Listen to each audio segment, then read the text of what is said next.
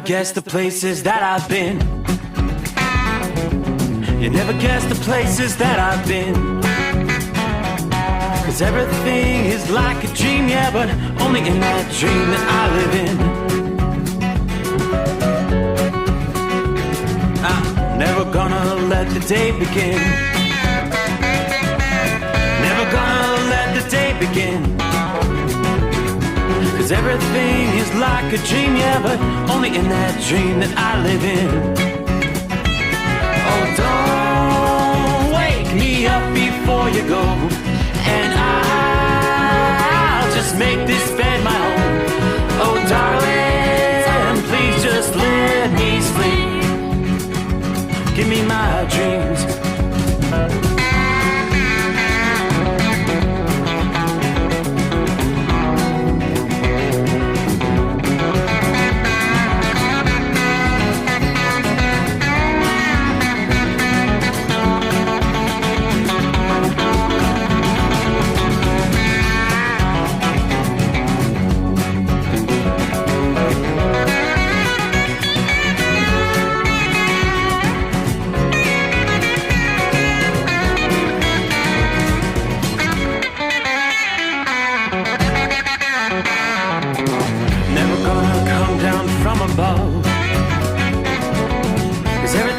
Better from above.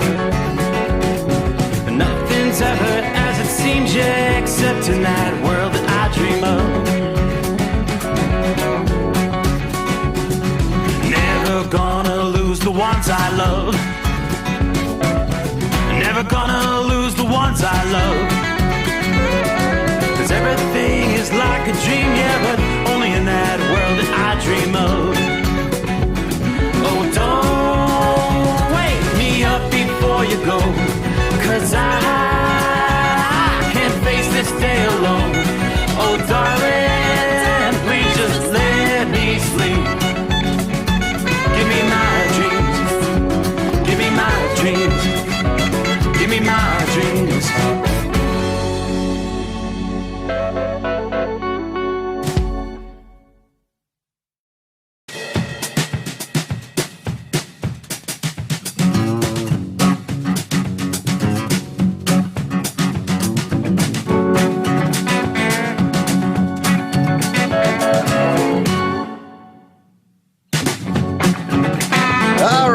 I suppose it is that time again. Without further ado, welcome. Glad to have you with us. Sit back, relax. Got a full 5-hour show. Welcome aboard the Steve Sommers Overnight Drive, live from the Hot Shot Secret Studios, our secret bunker here in Cincinnati. Yeah, I hope your week's going well. Hey, guess what? Fall officially arrives later today. Technically, 3:21 this afternoon, Eastern Time. Yep, the Autumnal Equinox. And right on cue for that, we've got some fall-like weather sweeping from west to east, bringing with it, ahead of the cooler air, a lot of rainfall. Soggy night from the Great Lakes through the Ohio Valley, down into parts of the Tennessee Valley, on over into the Northeast. Some of the initial rain way out ahead of the cold front itself, sweeping from Pittsburgh to State College, PA. Rains beginning to move into Rochester, New York. You get on up to eastern portions of lower from Saginaw to Detroit. A soggy night tonight. Then we see some heavier rains, some spotty showers, maybe even a rumble of thunder. Northwest Ohio, a lot of spotty showers, several definitive lines of showers and pockets of heavy rain. One line through central Indiana, from just south of Fort Wayne, right down through Indianapolis. Kind of a soggy night rolling along I-74, Cincinnati to Indy. Another line of showers stretching from northwestern Indiana right along the Indiana-Illinois line that kind of sweeps from northeast to southwest through southern Illinois. Most of the rain has now cleared the line from Bloomington, Illinois to Springfield to St. Louis. Yeah, still have some pockets of heavier rain down toward Poplar Bluff to Cape Girardeau in Missouri. It's another cluster of showers. Yeah, right there, kind of wedged in between Bowling Green and Louisville.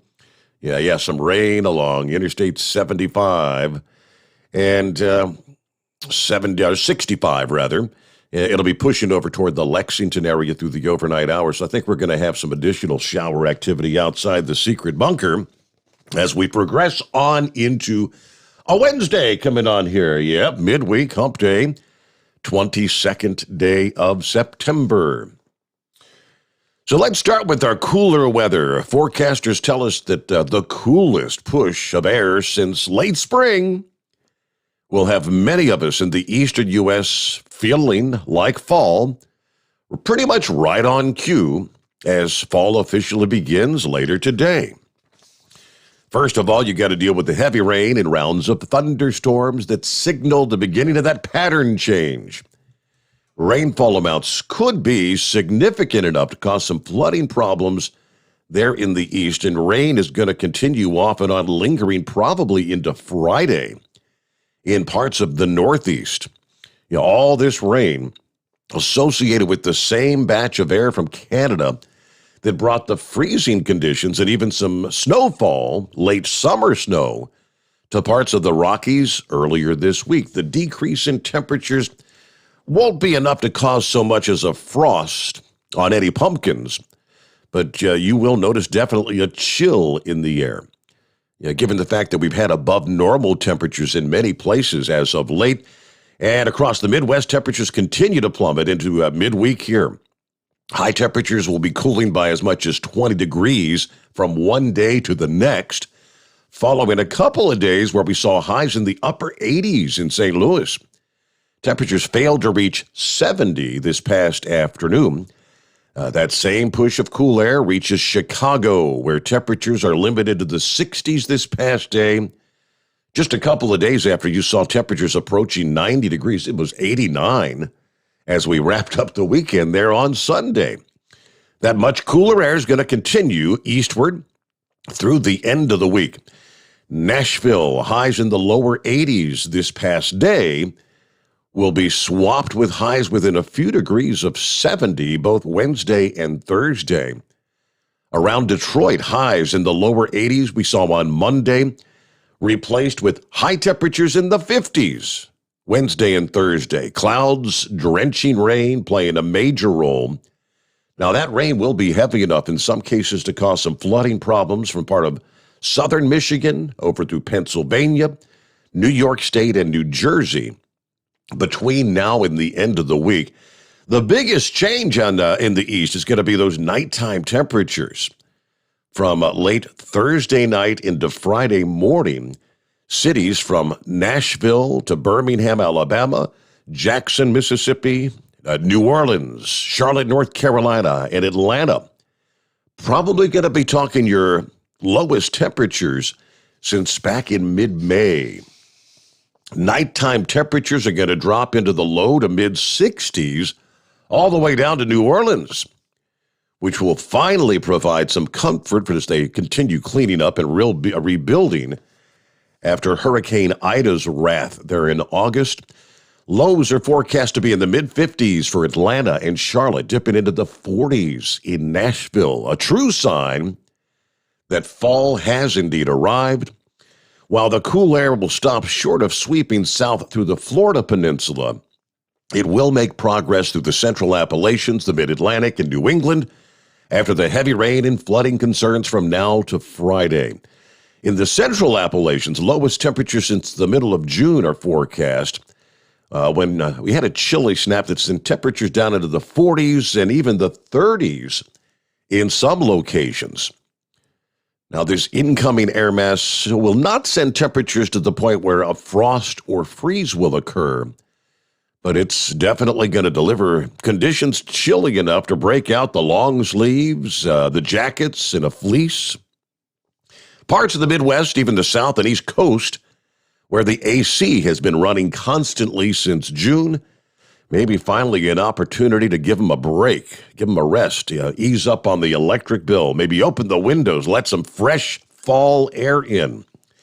Low temperatures in the 50s from Washington, D.C. to Philadelphia and New York City by the time we get to the upcoming weekend. The last time we dropped into the middle 50s in D.C. was on June the 23rd. Bottomed out at 55 on that date. In many cases, temperatures haven't been this low on a widespread scale since the middle of June or even earlier. Now, if temperatures dip lower than that mark, it'll be the coolest weather since the last couple of days in May. There you go. Even though a frost is not likely over this crisp first weekend of fall, another common fall visitor may occur in parts of the east, given the lengthening nights this time of year, combined with the moist landscape after the rain event and very light winds.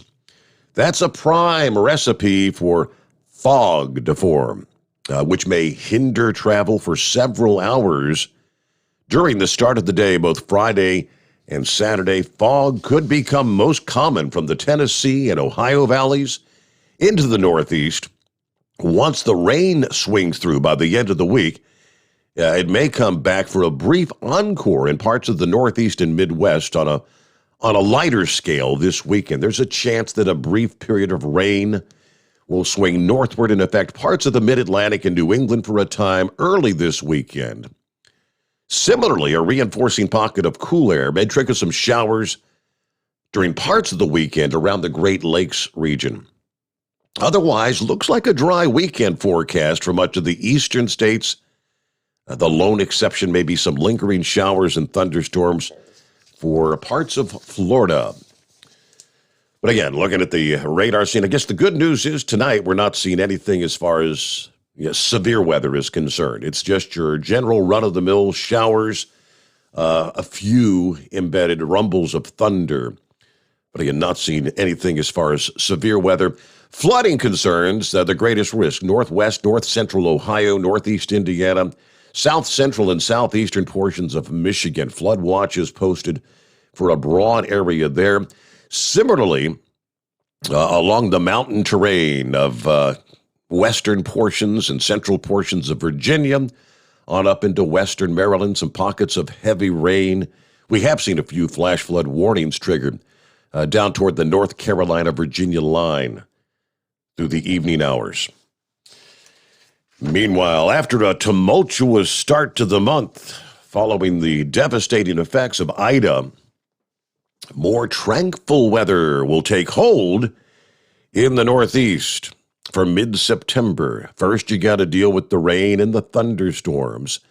The risk of flooding really begins to increase through the day today, persisting through Thursday.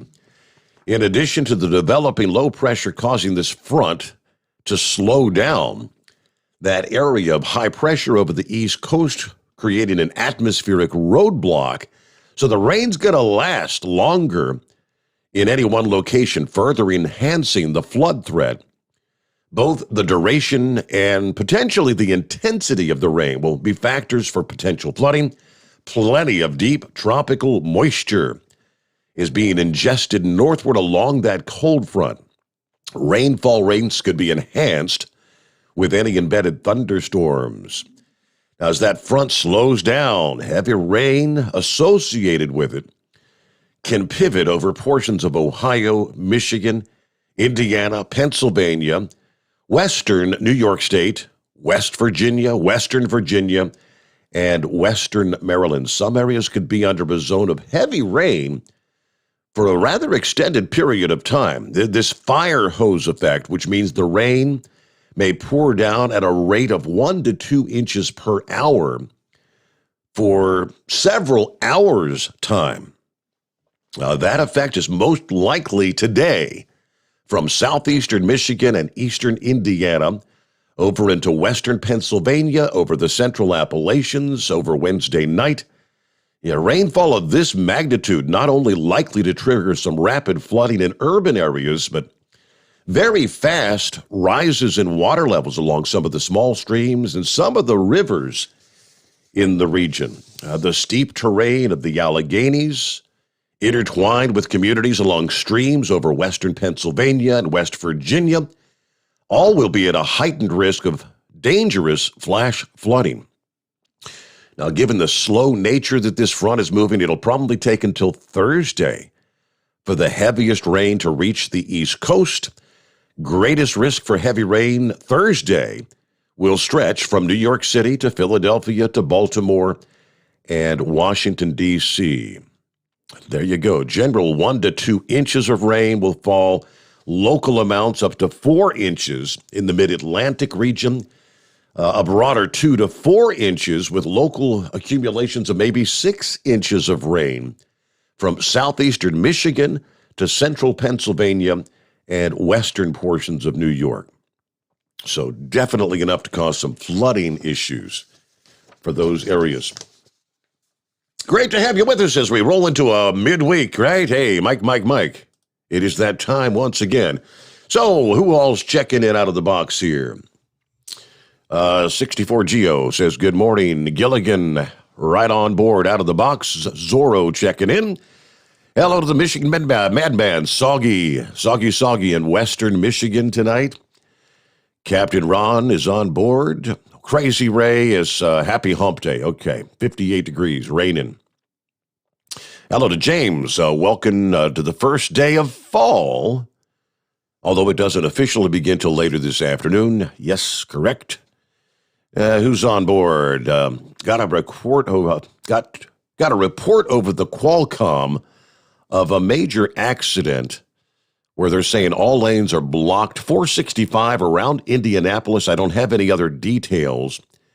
Okay, Steve, I'll see what I can find on that. Thank you for the heads up. Timothy checking in. He sends a link. Said, I just created this page as to remember a company that my father worked for. Recently, I spoke with the owner's daughter of this former company, and I claimed the status of unofficial historian. If you have any stories or photos of the company, please message me. Welcome to the history page of Service Transportation Lines, STL. I guess a company that was in existence from 1937 to 1983. Going back in time. Okay, I'll check out your Facebook link there. Who else on board? Hello, Kyle. Let's roll. Drive safe out there, everybody. Be-Do checking in. Morning, Steve, and the Overnight Drive crew. Half Track is on board. 007 checking in from I-55 northbound Illinois. Going to Costco, D.C., in Morris, Illinois, the distribution center. I got you. Morning from Central Florida. There's Richard checking in, 73 degrees. Happy autumn, everybody. Hello to Tank. Happy hump day, 62 degrees here in New Mexico tonight. Heading over to Santa Rosa, then back to Fontana before heading back home. Everybody, truck safe. Have a great day. Copy in the mail there, Chevy guy. There's Eskimo Mom. I guess your weekend is now officially over. Howdy from Fort Wayne, Indiana. Rainy, windy, 60 degrees right now. On the way to Warsaw for a change of pace. Got a flood watch at my home 20. Hello to Lauren Weiss, two-time world champion bull hauler. Morning, Steve. Shout out to the Carolina Monkey Gouger checking in from Perryton, Texas tonight. We've got Mr. Q on board. There's Wanda, the Georgia Peak. Hello, Steve, checking in from Dalton, Georgia. Sounding good tonight? I hope you're taking care of the princess. Of course I am. Made her a pot pie for dinner. Nothing like a microwave pot pie. Yeah, that's good home cooking, huh? All right, we'll get some of our other listening friends checking in here around the country. Jump on board at 844-844-3388. The Steve Sommers Overnight Drive, live from the Hot Shot Secret Studios. You're listening to the Overnight Drive with Steve Sommers. Pure Flow Air Dog, your leader in fuel air separation system technology. Our systems filter out water, particulates down to 2 micron, and remove all of the air out of your diesel fuel. This allows for nothing but pure, clean diesel fuel to reach the expensive injection system equipped in your vehicle. Not only do our fuel systems protect, they also come in a variety of flow rates to meet your performance needs. Our systems are compact and use OEM-style fittings for easy installation. Learn more about our product at www.pureflowairdog.com and be sure to follow us on Facebook and Instagram. Protect your investment with PureFlow AirDog. Drivers, you demand that your equipment's reliable and dependable, and that also applies to your headset for communication. Well, our friends at Stellar Electronic have you covered. The Pluto Duo headset bundle is the best communication headset you can find in the industry. No matter the challenging environment you're driving in, the Pluto headset will make you sound crystal clear all the time thanks to their 99% noise cancellation. And the Duo's not only a stereo converter for the headset, but also a power bank so you can charge as you go. Learn more at StellarElectronic.com or visit them on Facebook. Some say their truck reflects who they are, dependable and reliable. That's why you trust Blue Def. Now the best just got better. Introducing Blue Def Platinum, a revolutionary innovation with advanced system shield technology to significantly reduce harmful deposits. To maintain fuel economy, save money on costly repairs, and sustain the life of your SCR system, there's only one DEF to choose. Blue Def Platinum. The best just got better. Because Channel 19's a little congested.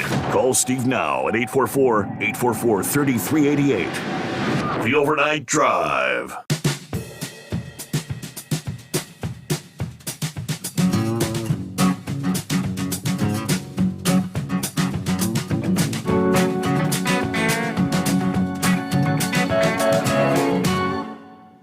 All right, what's going on with prices at the pump? I know prices been going up and up and up.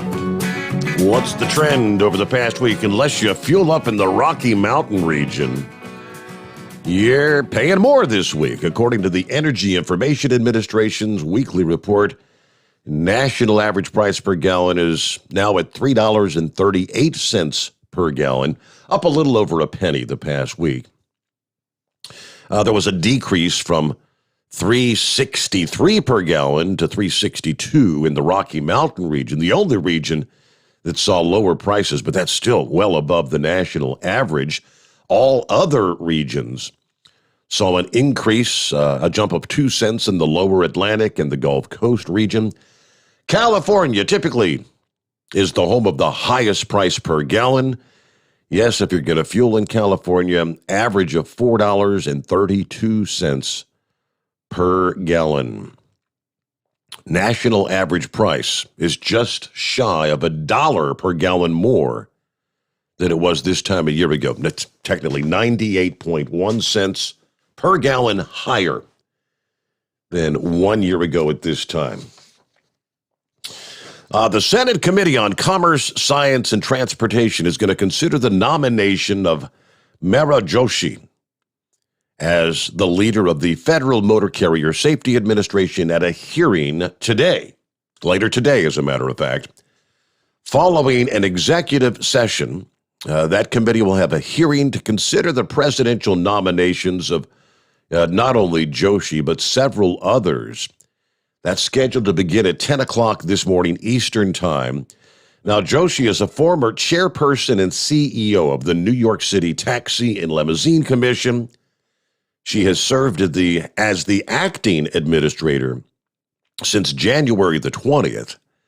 Of course, in April, President Biden nominated her to take the permanent role of FMCSA administrator. If confirmed, she would become the first permanent administrator since Ray Martinez stepped down back in October of 2019. Since then, the agency has been led by Jim Mullen, followed by Wiley Deck, and now Joshi as acting administrators. In her time as acting administrator, according to OOIDA, she's taken part in industry roundtable discussions focused on finding ways to improve driver retention. That is fundamentally to our, driver retention is fundamental to our supply chain, and from job stability to overall roadway safety, was a statement she made at one of those roundtables back in July. I'm grateful to the millions of men and women who transport over 70% of this country's freight across the country every single day. There's certainly more work to do, and that will be detailed, complex, painstaking. I'm not going to say there's a magic wand. There certainly is not. Somebody would have to wave it by now. But we are committed to do that work, regardless of how difficult and challenging it is. The statement from OOIDA said they're pleased to see the agency's focus on driver retention rather than the claims of a driver shortage, and that the association is willing to help find ways that will make trucking a more attractive long-term career. All right, a couple of our industry headlines underway here on a Wednesday. First out of the box as we get to our calls at 844-844-3388. What's going on, Monkey Gouger? Hey, everything good, man. Just sitting here trying to get this load off, and everything's good. Couldn't ask for nothing to be no better. Well, good. Steve, it's interesting that you brought that up about that lady from the New York taxi limousine deal. Uh-huh. Have you seen where Elaine Chow ended up at? You know, the Secretary of Transportation. You see where she got her promotion? Where she's working at now? She ended up as somewhat like an advisor. I'm not sure where. Where'd she land? She's working over there with one of them green companies to promote this green initiative. Ah, okay. I think it's an electric car company or something over there. I thought, well, that's damn very, very interesting there. That's, went from the Secretary of Transportation to get a big dollar job over there working in the green sector. She showed her true colors. Mm-hmm. And I wish that when they start all this Senate investigation, they'd bring it back up with her about how her family owned that steamship line over there in China, and all the allegations they had on her while she was in the Trump administration, and that'd be another one that needed to come up with some scrutiny. She had some underhanded dealings there. And, whatever. I was going to say, I never saw whatever came of that investigation, the accusations that she was, using her political clout to funnel, I guess, contracts and whatnot to some of the family shipping line. Right.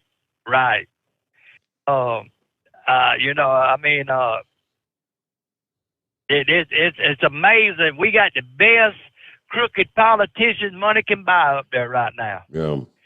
But I will say one thing for her. She did take time when we was all up there the last time at Louisville. I did run her down and got a picture with her and got to talk to her for about 10 minutes. And then she come back by. Y'all had left for the day, and we was standing up at the booth shooting the breeze. And she stopped back by there and shook my hand and told me, said, "Hey, I'd really like to talk to you again." I said, "Well, we can arrange that, but COVID come and this come and that happened." But old Ray Martinez, when I tried to corner him, he just blowed me off. He wasn't interested in talking to some owner operator. He had to go over there and talk to his buddies over there at them ATA companies. He had to follow the money. He had to put on the show over there. But Steve, last night, Foghorn Leghorn called in there, old Big Ed, with his playing devil advocates, and then he had to jump off. I want him to finish so I could hang him tonight, but he kind of left open end. But I'll go ahead and start with it. Now, Ed, I know he got vaccinated and all this stuff. He thinks it's the greatest thing. He got vaccinated, and he's all for whatever this dumbass president throws down with this government mandate. Well, he was asking the question, what do we got to prove? What we got to prove is it's time for America to see that the trucking industry is the backbone of this country, and when the trucks stop, we're not going to be there to bail you out whenever they need us. You know, they'll lift them regulations. You know, we can operate safely under a pandemic or a hurricane and stuff, but when it goes right back, when everything's over with, they throw us back in the ditch and start stomping on us. And that's what we got to show America, that you know, when the trucks stop, this country stops. And we're tired of being used. We're tired of these damn frivolous mandates by that idiot up there that don't know what world he's in. It's time for us to make a stand to prove a point that we are the backbone of this country. And without us, goods don't move. And so that was my answer to his question. What we got to prove was time to prove a statement. It's been going on for too long. And you know, every time there's a hurricane or a national disaster, what do? They lift the hours of service. Oh, you can just run yourself crazy until it all gets over with. Then they throw us back in the dark room, start feeding us mushrooms again. And I'm like everybody other person out here driving a truck. We are fed up with it. Yeah. Technically, you've had the hours of service exemption for relief, the pandemic relief. There's a whole bunch of stuff out there that's been over a year now, well, without having to abide by the regulations. And I think, didn't they just recently extend it to the end of the year? I mean, it's one extension after another on a national scale. Yeah, and every time there's a natural disaster, a major flood, a hurricane, tornado outbreak, a shortage of fuel, a shortage of propane, we can eliminate the hours of service. You know, and yeah, you're right. It was the truck drivers around this country that were restocking the toilet paper and the paper towels and the personal protective equipment early on in the pandemic. You were the heroes. There was no vaccine existing. Yeah, now, you've got the threat of losing your job if you don't take a vaccine. Same with the hundreds of these healthcare workers. These doctors and nurses that reported to work day after day after day before a vaccine existed. You were the heroes. You're taking care of these potentially, these dying people that could infect you with this deadly disease. And, well, now the vaccine's available, and if you don't take it, you're out of a job. Hundreds of people lost their job yesterday, as a matter of fact. A couple of different healthcare systems. There were hundreds in North Carolina. There's 100 and some in Indiana earlier this week. Let's get a news break, and we'll come up and pick up with more right there. Our number, 844-844-3388. The Steve Sommers Overnight Drive, live from the Hot Shot Secret Studios. USA Radio News with Dan Naraki. The House passed a bill Tuesday evening to fund the federal government through the end of the year and suspend the debt ceiling until next year. The bill, which would avoid a government shutdown on October 1st, was approved with a strictly party-line vote, though the measure appears headed for an uphill battle in the Senate. Minority Leader Mitch McConnell said earlier in the day that Senate Republicans would support a continuing resolution that funds disaster relief and assistance for Israel's missile defense system, but that the Democrats would have to address the debt ceiling on their own. And the FBI has confirmed that the body found near Grand Teton National Park over the weekend is that of missing 22-year-old YouTuber Gabby Petito. Teton County Coroner Dr. Brent Blue said Tuesday that the initial determination is that her death was a homicide. Police are currently searching for her boyfriend, Brian Laundrie, who was named a person of interest in the case last week, but disappeared himself. Police have been searching for him in a nature reserve in Northport, Florida. This is USA Radio News. This is USA Radio News. Dish TV is better than cable TV. Why? Because you can save 45% on packages compared to your high-priced cable bill. Wow. Take those giant scissors out and cut the cable and save with Dish TV. Plus, you get a free DVR upgrade to record your favorite shows and free installation. And with Dish Anywhere, you can watch TV for free on your mobile device. Act fast. You can save hundreds of dollars. Does your cable company do that for you?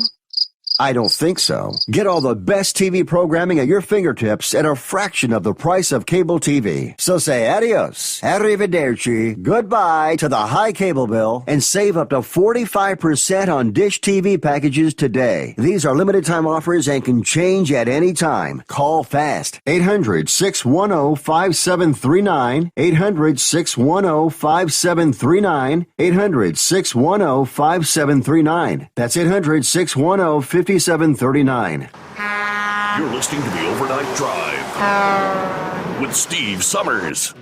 Do you have a Dodge pickup and hate your automatic transmission? Of course you do.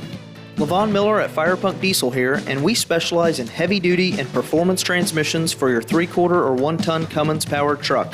So if you're interested in turning your stock slush box into a towing monster, call us today at 614-733-3744 or visit us online at shop.firepunk.com.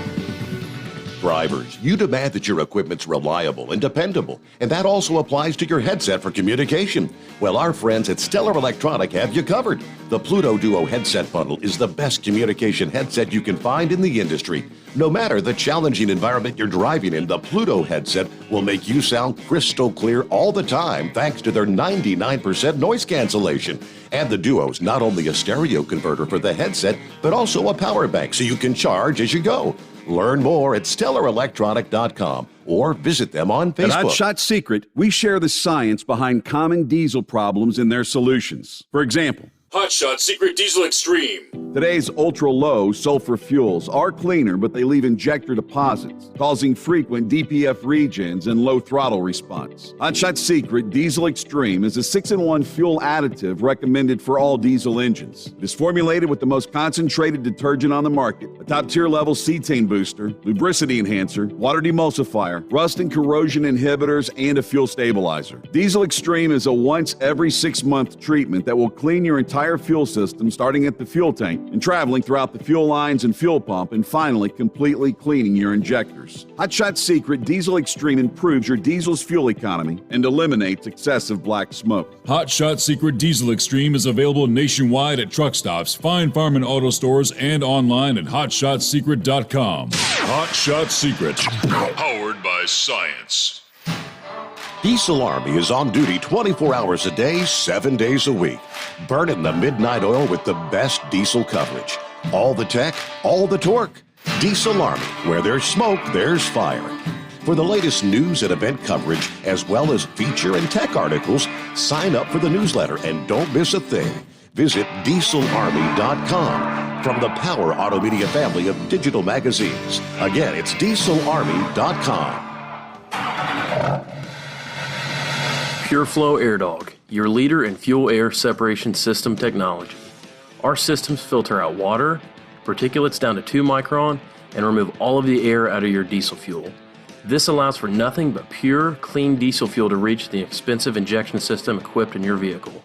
Not only do our fuel systems protect, they also come in a variety of flow rates to meet your performance needs. Our systems are compact and use OEM-style fittings for an easy installation. Learn more about our product at www.pureflowairdog.com and be sure to follow us on Facebook and Instagram. Protect your investment with PureFlow Air Dog. The Overnight Drive with Steve Sommers. Live from the Hotshot Secret Studios. Call Steve now.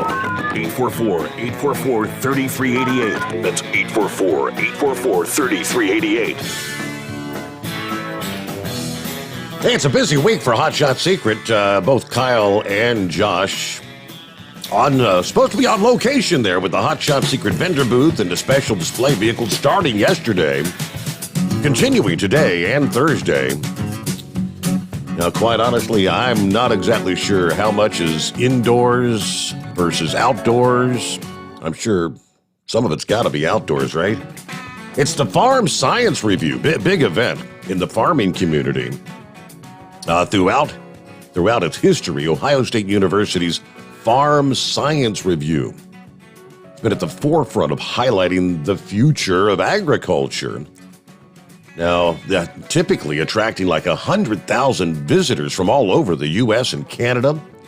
3 days to go through 4,000 product lines, 600 commercial exhibitors, and learn all the very latest in agricultural production, educational programs featuring Ohio State and Purdue specialists, second to none in the agricultural exhibition world. So if you get a chance to go by, visit the Hotshot Secret exhibitor space, learn more about how modern lubrication technology, a.k.a. the vast Hotshot Secret line of products, can impact modern agriculture. Now, I said I don't know how much is indoors versus outdoors because the forecast isn't that great with off and on quite a bit of rain potentially in the mix through the upcoming day. I look at all that shower activity stretching back through Indiana. It's going to be making its way through Ohio later today. So, yeah, it could be a little dicey for outdoor vendors and things of that nature. Keep our fingers crossed. Meanwhile, let me get back, and thanks for hanging in there, Monkey Gouger. Oh, thank you for holding me over. But, Steve, that's the way I feel about it. I mean, the thing that gets me is that just really burned my rear end to no end. They let over 3 million illegal immigrants and aliens in this country. And, they said, well, we vaccinated some of them, but then some of them we didn't. But yet they want to take the hardworking Americans, force them to take this damn vaccination, while these idiots that's coming up here sapping our health system and taking room in our hospitals from getting this stuff and spreading it. But yet they want to let them have free run on the country. But they will, if you don't do this, you might lose your job. Don't you think it's time to make a statement? Well, if you could, how much participation do you think you could get? That's my main question. I mean, the Australian truckers, tried this several weeks ago, and they were successful in getting the government to back off a bit. They were disrupting the movement of commerce. Right. And something else. I mean, all these big trucking organizations, American Trucking Association, American Truckload Carriers, and you go right on down the line. They worried a little bit. They put out a press release. Truckers are we need you, and all this stuff. They're worried about this. There's a lot of them that's on the fence with us. Saying that, they're not going to enforce this mandated shot because they figure they're going to lose about 50% of their driving force. I mean, people are put to the point that they're sick and tired. It's like we were sitting at the picnic table out there having a little discussion today about all this going on. There's this young guy there. He just bought him a big old $180,000 truck, big old trailer, and he made the statement. He said, well, I can't afford to shut down. I said, you're one breakdown away from bankruptcy?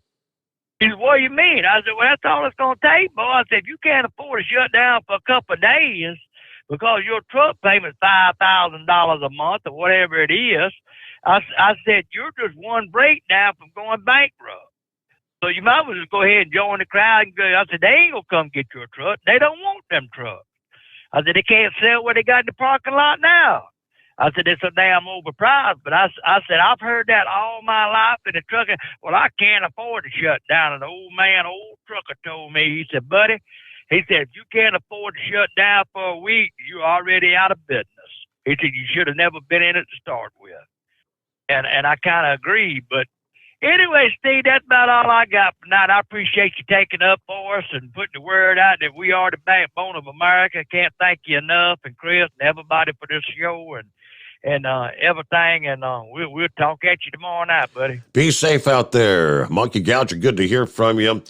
Looking at the chat board, I'm not seeing Sylvester on board yet this morning.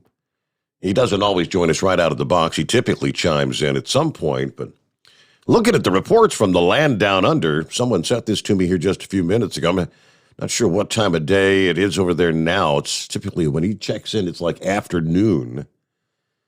But earthquakes, southern Australia, drivers in Victoria being urged to stay off the roads and stay vigilant over fears of a large aftershock from this morning's 5.9 magnitude quake. Deputy Premier has warned of aftershocks for weeks or possibly months to come after the quake Wednesday morning sent shock waves as far away as Sydney, regional New South Wales, which I think that's where Sylvester is, Canberra, and Tasmania.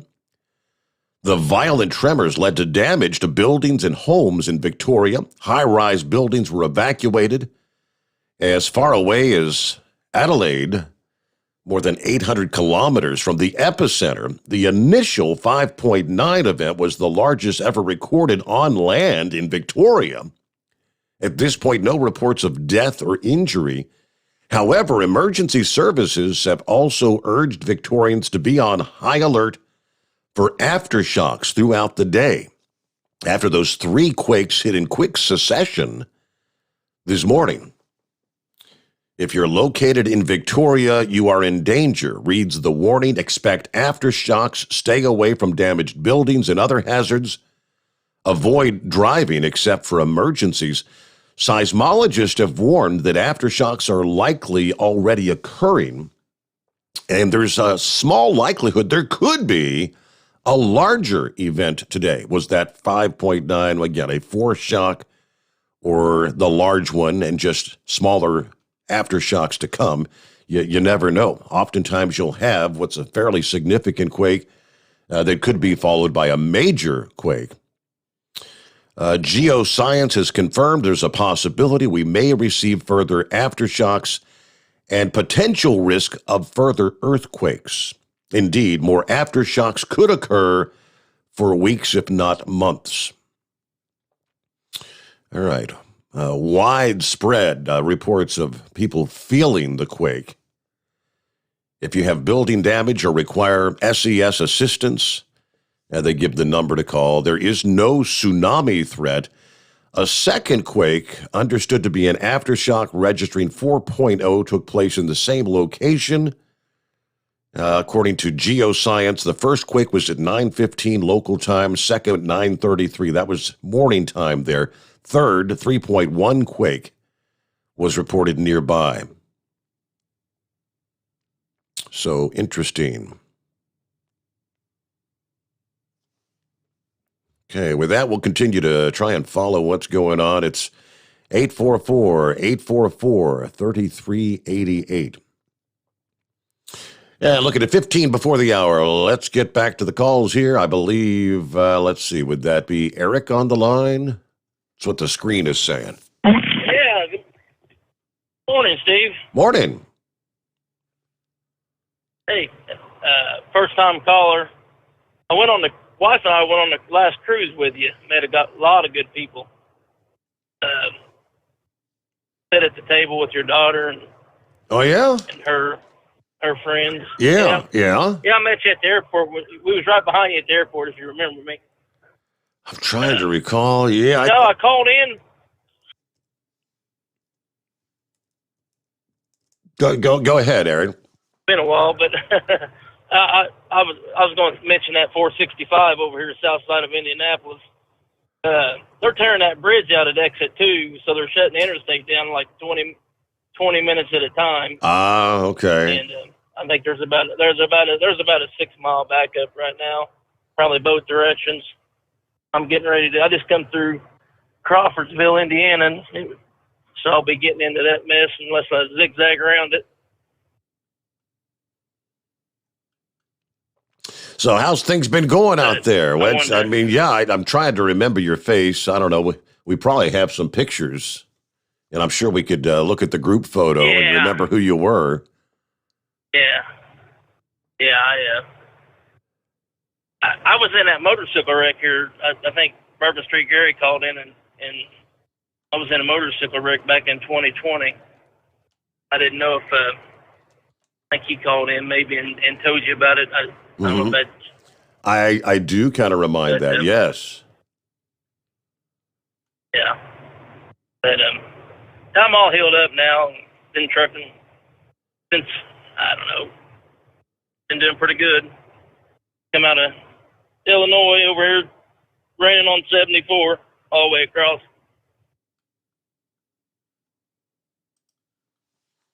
Well, it's good to hear from you this morning. Yeah, right. Are we ever going to get to take another cruise? That's the question. Who knows? Got to get that shot first, I guess, huh? That's what they're telling us, yeah. Real quick on that shot, how hard would that be to try to test drivers? What is there, a couple million drivers out here? And if half of them took the shot and half of them didn't, then you had to have a test every week, that would be nearly impossible, wouldn't it, trying to get these trucks and people in and out of these places that get tested and all that, that Biden's wants people to do? Right. I mean, that's just the biggest joke I've ever heard of. But anyways, being my first time caller, I do get a discount, don't I? You do indeed.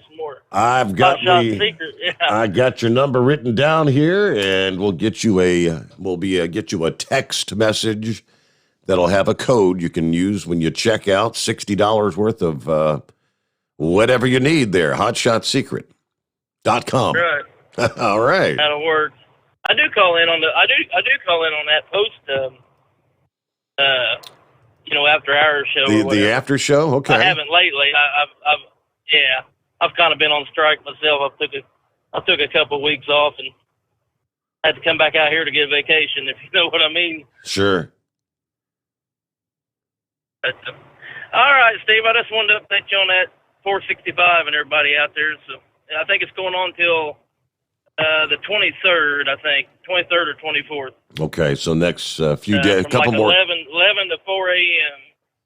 And that, 20-minute shutdowns on something like that that'll create some big-time backups. Well, Eric, thank you so much for checking in. Maybe we'll catch you on the after show one of these mornings. It is 844-3388, the Steve Sommers Overnight Drive, live from the Hot Shot Secret Studios. Live from the Hot Shot Secret Studios, the Steve Sommers Overnight Drive. Some say their truck reflects who they are, dependable and reliable. That's why you trust Blue Def. Now the best just got better. Introducing Blue Def Platinum, a revolutionary innovation with advanced system shield technology to significantly reduce harmful deposits. To maintain fuel economy, save money on costly repairs, and sustain the life of your SCR system, there's only one DEF to choose. Blue Def Platinum. The best just got better. For anything diesel, take it to Scheid Diesel. They provide a wide variety of services and diagnostics to determine what the problem is with the latest technology. From simple oil changes and preventative maintenance to fuel system diagnostics and repairs, engine rebuilds and cylinder head repairs, and rebuilds with our in-house machine shop. They also have on-site DPF cleaning for exhaust issues and DOT inspections. If your diesel is asking for some attention, Scheid Diesel has the specialist you need for anything diesel. Located in Terre Haute and Lafayette, Indiana, and Effingham, Illinois, Scheid Diesel has you covered. You work hard. You deserve a seat that works just as hard as you do. The Bostrom T-Series seat has provided drivers with comfort for millions of miles over the past 3 decades.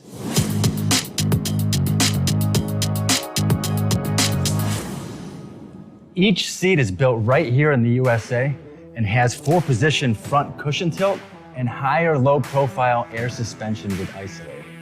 It's also equipped with many standard and optional comfort features, such as high and mid backrests, 9.4-inch fore-aft slide adjustment, adjustable armrests, and manual or dual air lumbar support systems to keep you comfortable throughout your ride. Build your T-Series seat today at BostromSeating.com and ensure your ultimate comfort for wherever the road takes you. Bostrom Seating, the ultimate comfort for the open road. Keep the bugs off your glass and the smokies off your ass. This is the Overnight Drive with Steve Sommers.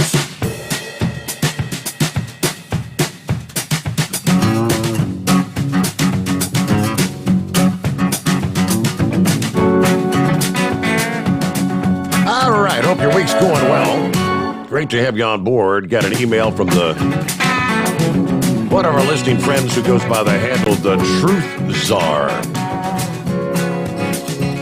And it's in regard to the earthquake there in Australia, early Wednesday morning Australia time. That's pretty wild. You talk about how animals have that, sixth sense, I guess. A video shared via social media by a woman who was actually filming her cat, which was playing with a brand new toy. She had brought her kitty cat, one of those, what they call a floppy fish. If you haven't seen those advertised on social media and whatnot, when an animal, the cat touches it, the fish kind of flops around. It was her brand new toy, so she was filming her pure white kitty cat, and you can see in the video, the cat stops, looks up, and the cat knows something's happening. Now, she said, we had not yet begun to feel the tremor. The earthquake. Something about maybe a minute later, actually began to feel the shaking. But the cat walks toward another room, pauses in the doorway. Kind of funny because, they say if you're indoors, getting into a doorway is kind of like the safest place to be during strong earthquakes. How about that? And she's got the video attached there. Not a joke. The earthquake started as I was filming my cat Carol playing with the floppy fish. You can see her. Notice something's happening here before I do. I'm a dumb woman. For a moment, I thought that the floppy fish was making the floor shake. All right. Rats, weasels, all kinds of wildlife. Snakes, centipedes. Reportedly left their homes for safety several days before a destructive earthquake. Kind of going back historically. Anecdotal evidence abounds of animals, fish, birds, reptiles, insects exhibiting strange behavior, anywhere from as much as weeks to maybe just seconds before an earthquake. Larger domesticated animals, dogs and cats, seemingly sense an upcoming earthquake because their senses allow them to feel smaller, very subtle waves that emanate from the source before those larger ripples reach what the human's going to actually feel. So, pretty wild stuff. Sixth sense. All right, back to the calls here, about 5 before the hour. What's going on, Gilligan? Is that you? Yeah, that's me this morning. Can you get back with me in a couple of minutes, Steve? I'm getting ready to swap turns. I appreciate it. I'll put you in queue, as the word is, back in queue. So let me jump down and grab Steve. What's going on this morning, Steve? Hey, good morning, Steve. How you doing? Happy Hump Day. Yes, sir. Happy Hump Day. Not only was there an earthquake in Australia today, Steve, there was also 2 other ones in that area. Not exactly in the area, but in that ring of fire. There was one in Chile, a 6.4, and there was a 6.0 in Japan. Same time that Australian quake hit, a 5.9. That's pretty wild. So, yeah. So it's a little active today. Steve, and the other thing is, in the past year, down here in by the Mississippi, near Memphis, Arkansas, so far this year, there's been 309 earthquakes in the past 365 days. It's pretty amazing. I mean, they're small. They're only like 1 to 2 on the Richter scale. You can't really feel them, but this new Madrid fault down here is one of the most dangerous faults in the world.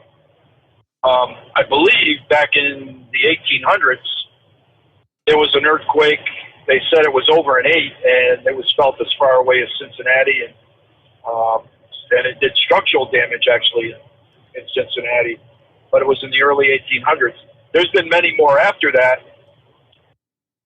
That's a major fault down here by Memphis, on the Mississippi River. That if that thing blows or moves drastically, that's going to do a lot of damage. I remember, I guess it was about 10 years ago, I was living up in northern Illinois, and it was about 3 o'clock in the morning, Steve, and all of a sudden, the headboard on my bed started banging on the wall. And it woke me up, and I'm like, what in God's name is going on? So the bed's rocking, the headboard's banging the wall. It lasted about probably, I don't know, maybe 5 seconds, not very long. Mm-hmm. So I'm like, that was a darn earthquake. Sure enough, they had a 5-point something earthquake down here in New Madrid, and we felt it all the way up into Illinois, and that wasn't even a 6. So that thing's pretty strong down here. So anyway, I hope things are good with Sylvester, man. Not sure exactly where he's located, but hopefully he's safe and his family's safe. Mm-hmm. The reason I'm calling, Steve, is, I tried to look up online to see if any of these news, communist socialist news networks are talking about this Durham investigation. And I can't find any that are talking about it. They're kind of bashing Biden a little bit. I've read that kind of stuff. But as far as this Durham report, nobody's talking about it, except conservative sites, Newsmax, and so forth. But remember a few days ago we talked about when they start unpeeling this onion, what it's going to look like? Well, the Durham report needs to, this Durham character, he needs to bring Hillary Clinton and especially James Comey in front of this grand jury, Steve, because all this stuff is pointing to them, especially Comey. I was listening to a clip of him this morning he was on one of those late night talk shows. I forgot who it was. It may have been that Stephen Colbert, that okay. reprobate. Yeah. Yeah. And Comey was on there talking,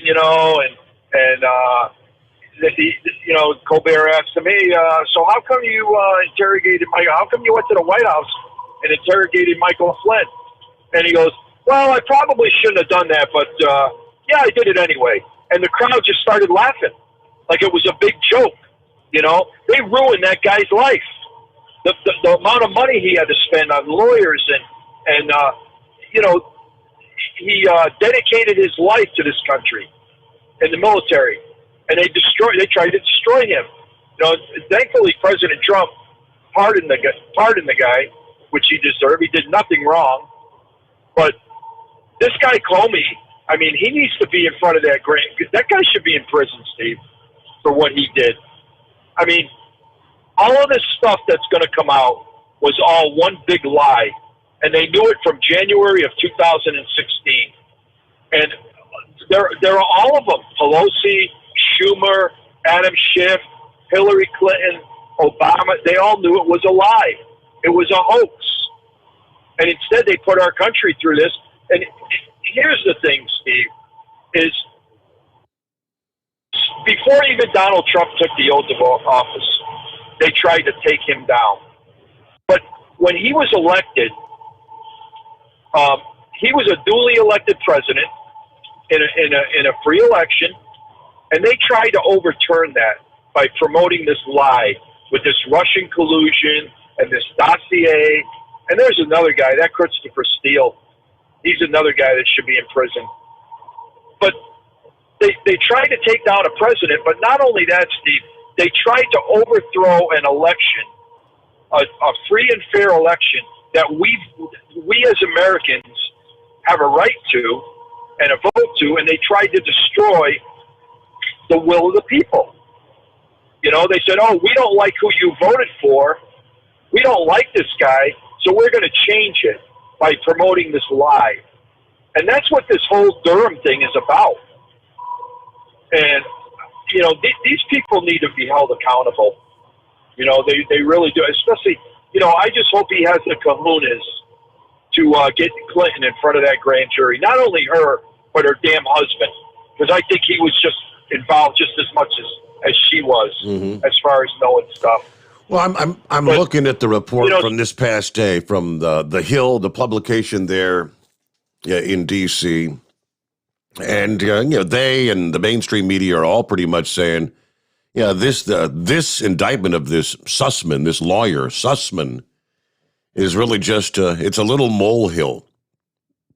John Durham unveiled a molehill that he had made out of the mountain that William Barr hired him to build back in 2019 to investigate the investigators who launched that Trump-Russia probe. And, they go on to say, you have to notice that Sussman's alleged lie actually occurred months after the Trump-Russia investigation actually started. So it's irrelevant to Durham's mission to determine whether the FBI launched the investigation legitimately. The collateral nature of the indictment surpasses even that of Durham's only other product, the August of 2020 guilty plea of former FBI agent Kevin Kleinsworth, who admitted altering an email back in 2017 that he submitted to the FISA court. I guess the big question now is this it? Is that all we're going to end up with from the Durham investigation? Again, so the Hill makes it sound like, they claimed there was a mountain there and all we uncovered was a molehill. Let me get my news update here, top of the hour. I want to jump on board. Lines available at 844-844-3388. The Steve Sommers Overnight Drive live from the Hot Shot Secret Studios. USA Radio News with Dan Naraki. The House passed a bill Tuesday evening to fund the federal government through the end of the year and suspend the debt ceiling until next year. The bill, which would avoid a government shutdown on October 1st, was approved with a strictly party-line vote, though the measure appears headed for an uphill battle in the Senate. Minority Leader Mitch McConnell said earlier in the day that Senate Republicans would support a continuing resolution that funds disaster relief and assistance for Israel's missile defense system, but that the Democrats would have to address the debt ceiling on their own. And the FBI has confirmed that the body found near Grand Teton National Park over the weekend is that of missing 22-year-old YouTuber Gabby Petito. Teton County Coroner Dr. Brent Blue said Tuesday that the initial determination is that her death was a homicide. Police are currently searching for her boyfriend, Brian Laundrie, who was named a person of interest in the case last week, but disappeared himself. Police have been searching for him in a nature reserve in Northport, Florida. This is USA Radio News. This is USA Radio News. Hi, I'm Wayne LaRoute. I want to tell you about my friends at Tangible Investments. Tangible is among the biggest precious metals and rare coin dealers in America. 35 years in business, billions in sales. They sold one rare coin collection for $15 million, the largest private sale in history at the time. They've been awarded the PNG designation. That means they're the best of the best in the world. But here's the big advantage for you. Tangible might just have the lowest overhead of any precious metals dealers. That means they can afford to give you incredible deals. Tangible will sell you gold at 1% over the New York spot price. Just 1% over the New York spot price? Who does that? No one ever. Just say Root. That's it. You get your gold at a price no one in America can match. This offer is limited to 5 ounces per family. Get started by contacting Tangible Investments at 800-300-8441. That's toll free, 800-300-8441. Be sure to say Root, 800-300-8441, or online at TII1.com. President Biden gave his first speech before the United Nations General Assembly on Tuesday in a wide-ranging address that covered topics from the pandemic to climate change. Following the speech, Biden met with Australian Prime Minister Scott Morrison, following the announcement of the recent defensive partnership between the two countries and the United Kingdom. In remarks to reporters, Biden said that Australia was vital in maintaining the balance of power in the Indo-Pacific region. The United States has no closer or more reliable ally than Australia. Our nations have stood together for a long, long time, and you can rely on one another, and that's really a reassuring thing. We're grateful that our partnership has accomplished what we've accomplished together over 70 years. And we have a big agenda to discuss today, starting with our partnership to advance our vision of a free and open Indo-Pacific. You're listening to USA Radio News.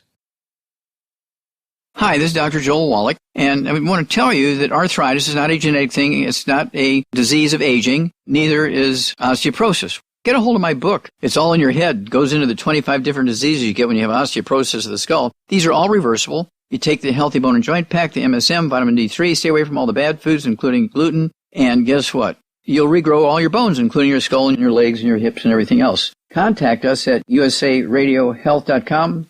That's usaradiohealth.com. The Food and Drug Administration is still gathering and reviewing data concerning COVID vaccine booster shots after a meeting last week where an advisory panel declined to recommend boosters for all Americans, instead voting to approve them for those 65 and older and at high risk. Former FDA Commissioner Dr. Scott Gottlieb believes the agency's action could ultimately be creating some confusion around those booster shots.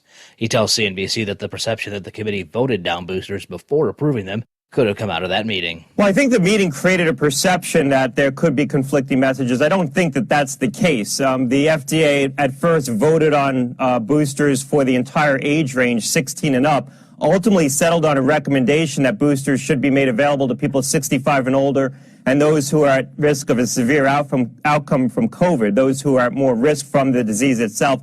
That seemed to be always where the FDA was heading. Administratively, they wanted to take a vote on the first question before they ultimately settled on the second question of administering it to a specific age cohort. And so I think it created a perception that the agency voted down boosters before they voted for it. That wasn't the case. It was more an administrative action, and I think that that's where it created some public confusion. CDC is not going to take up this recommendation. I would expect that they'll provide some more granularity around it, maybe expand the recommendation a little bit. That's ultimately what CDC has in their purview.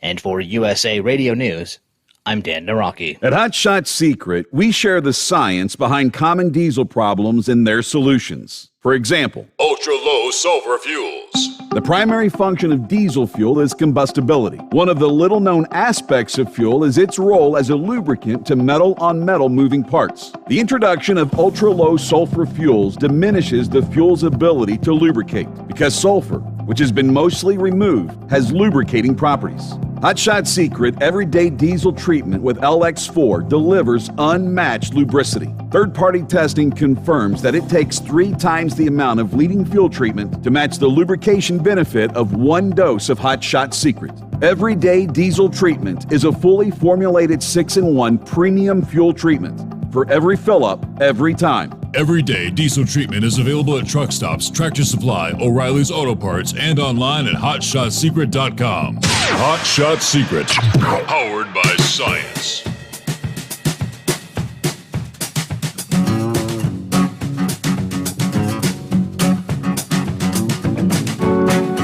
There we go. Close out hour number 1. Rolling into hour number 2 here on a Wednesday morning. All right, we left off there talking to Steve. I had to take care of our news break. I was sharing before the news update there that report from The Hill. Yeah, that said Sussman's lie actually occurred like months after the Trump-Russia collusion investigation got to go to the very tail end of the story. Now, why they don't update that into the heart of the story, it says, it's a very note. This post has been updated to correct the date of Sussman's alleged lie. According to the indictment, it occurred in 2016, 1 year earlier than what was claimed in the original version of the story. So, Sussman's lie was well before the the original investigation into Trump ever got underway.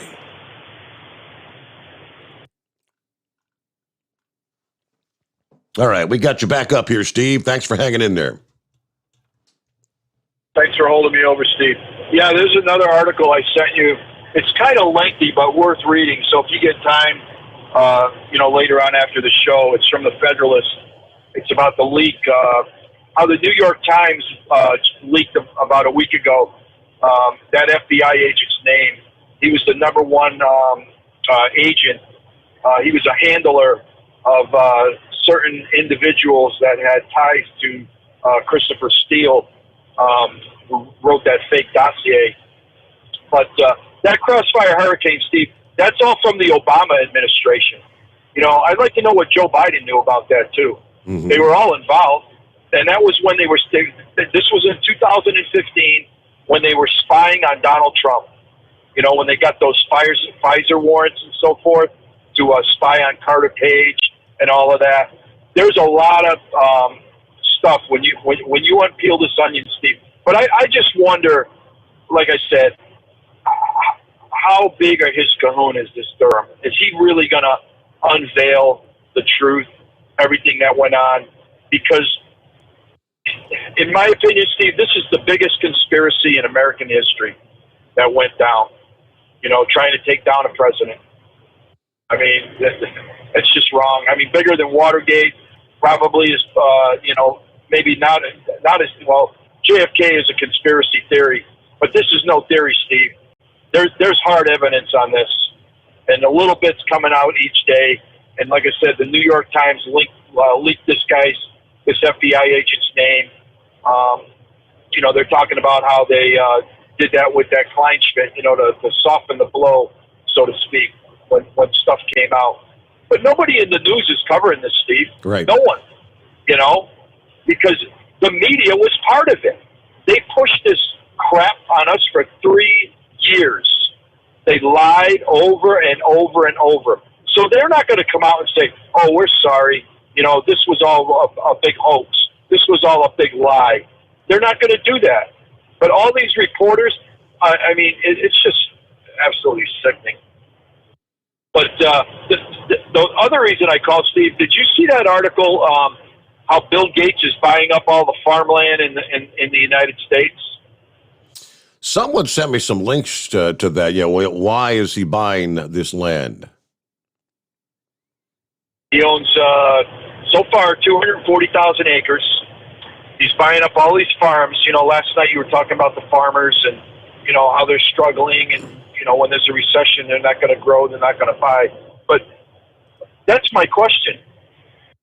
Excuse me. Why is Bill Gates buying up all this farmland? That's pretty interesting. You got to wonder, because he's in bed with China. You got to wonder who he's in bed with in the U.S. government. I mean, he is one of the most powerful individuals in the United States, money-wise, with Microsoft and so forth, with all his government contracts.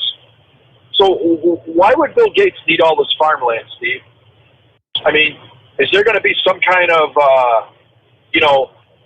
like the monoclonal antibodies? Are they going to be rationing food now? The government's going to start farming and taking over the food industry. It just makes you wonder. I mean, people just don't buy up farmland, Steve, just to buy land. Right. The only thing you can pretty much do with it is grow stuff. So it's just, an interesting topic to ponder. But yeah, I feel bad for all those nurses and so forth that lost their jobs, man, in those Indiana and North Carolina. That's pretty sad. I think the North Carolina one, they said you either get the vaccine or you lose your job. Is that right? Yeah, they gave them 5 days of unpaid leave. If they don't get the shot in those 5 days, you're out of a job. Yep. Sad. Like you said, last year they were called heroes, frontline heroes, truck drivers, heroes. And from Monkey Gouge's point, I wish that I think there's 3 million plus truck drivers in this country. Steve, what I wish is that we could drive every big rig in this country to Washington, D.C., and park it there for a week. That's what I would like to see. But it's never going to happen. Right. It's just pretty much impossible. You're not going to get people to do that.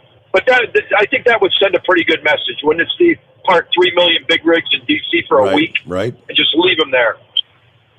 But, I agree with Gouger on that. But anyway, thanks for taking my call, Steve. Have a great show tonight. Yep. I mean, I've seen the charts as, in the event that the trucks were to stop.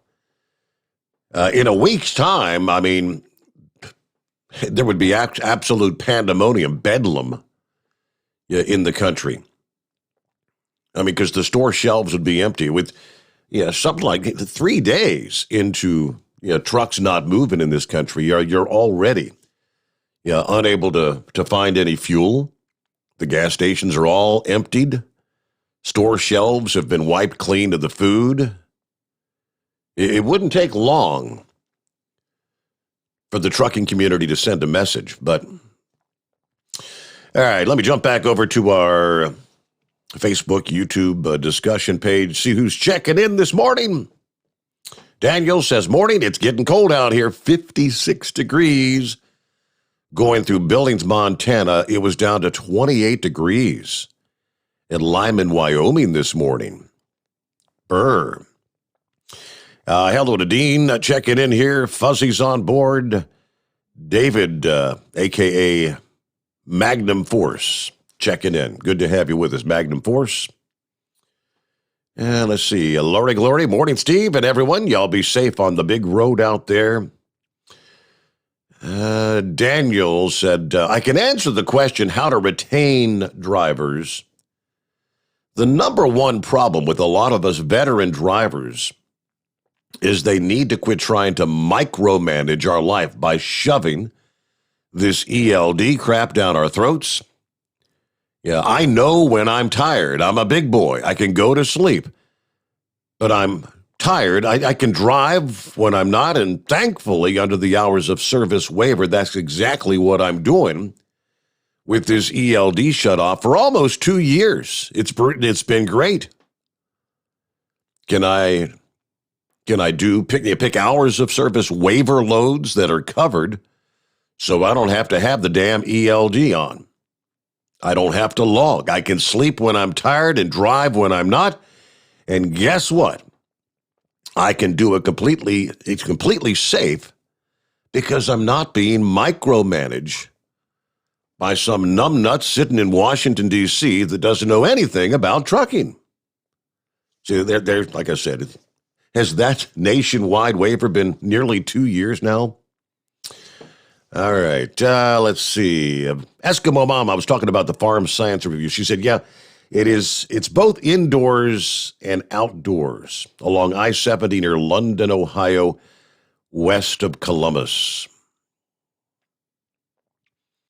Let's see. Tim says, welcome. Spread the word. Steve's back at the microphone. I guess Tim just found us recently. Good to have you with us there, Tim.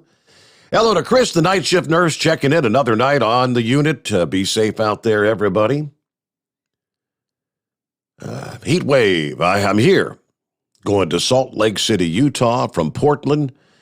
It's a nice night tonight. Checking in from Troutdale, Oregon at this hour. All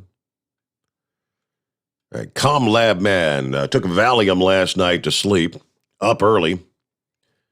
I dreamed that Steve was broadcasting from a lazy boy chair in my parents' living room. Didn't go well with Mom. Steve ended up broadcasting from the hallway. All right, ComLab Man, that's a bizarre dream there, right? Don't you love those crazy dreams? All right, with that, it is 844-844-3388. Looks like the big moose is on board. Last lap around the bowl, he says. It's about 20 past the hour. We'll get back with Gilligan. Should be ready to roll by now. And plenty of room for you at 844-844-3388. The Steve Sommers Overnight Drive, live from the Hot Shot Secret Studios. Live from the Hot Shot Secret Studios, the Steve Sommers Overnight Drive. For the last 15 years, the Big Rig Mattress has been manufacturing a premium residential mattress for over-the-road truckers. The main support component of the Big Rig Mattress is an individually pocketed spring cord that delivers the optimal amount of support exactly where you need it. Check out thebigrigmattress.com to learn more about this exceptional mattress. Many sizes are stocked and can ship within 72 hours. Custom sizes also available. 100% made in the USA since 2009.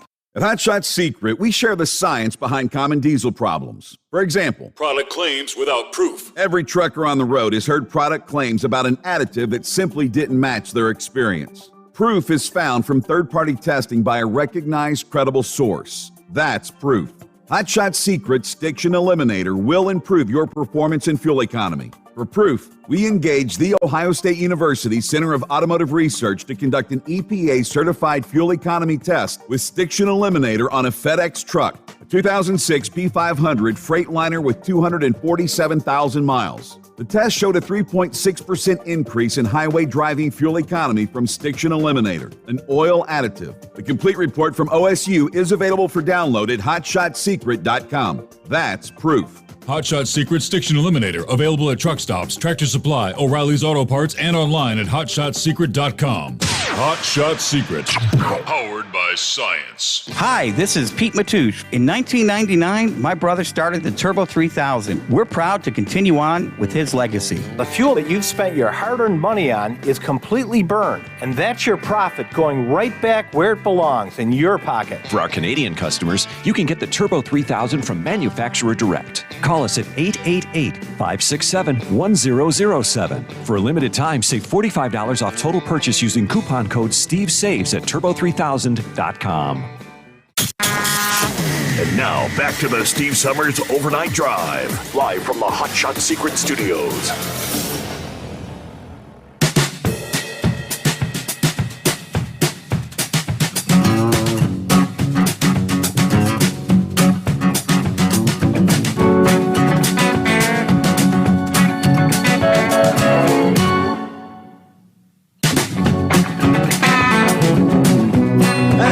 Throwing some beef or some chicken or whatever on the grill.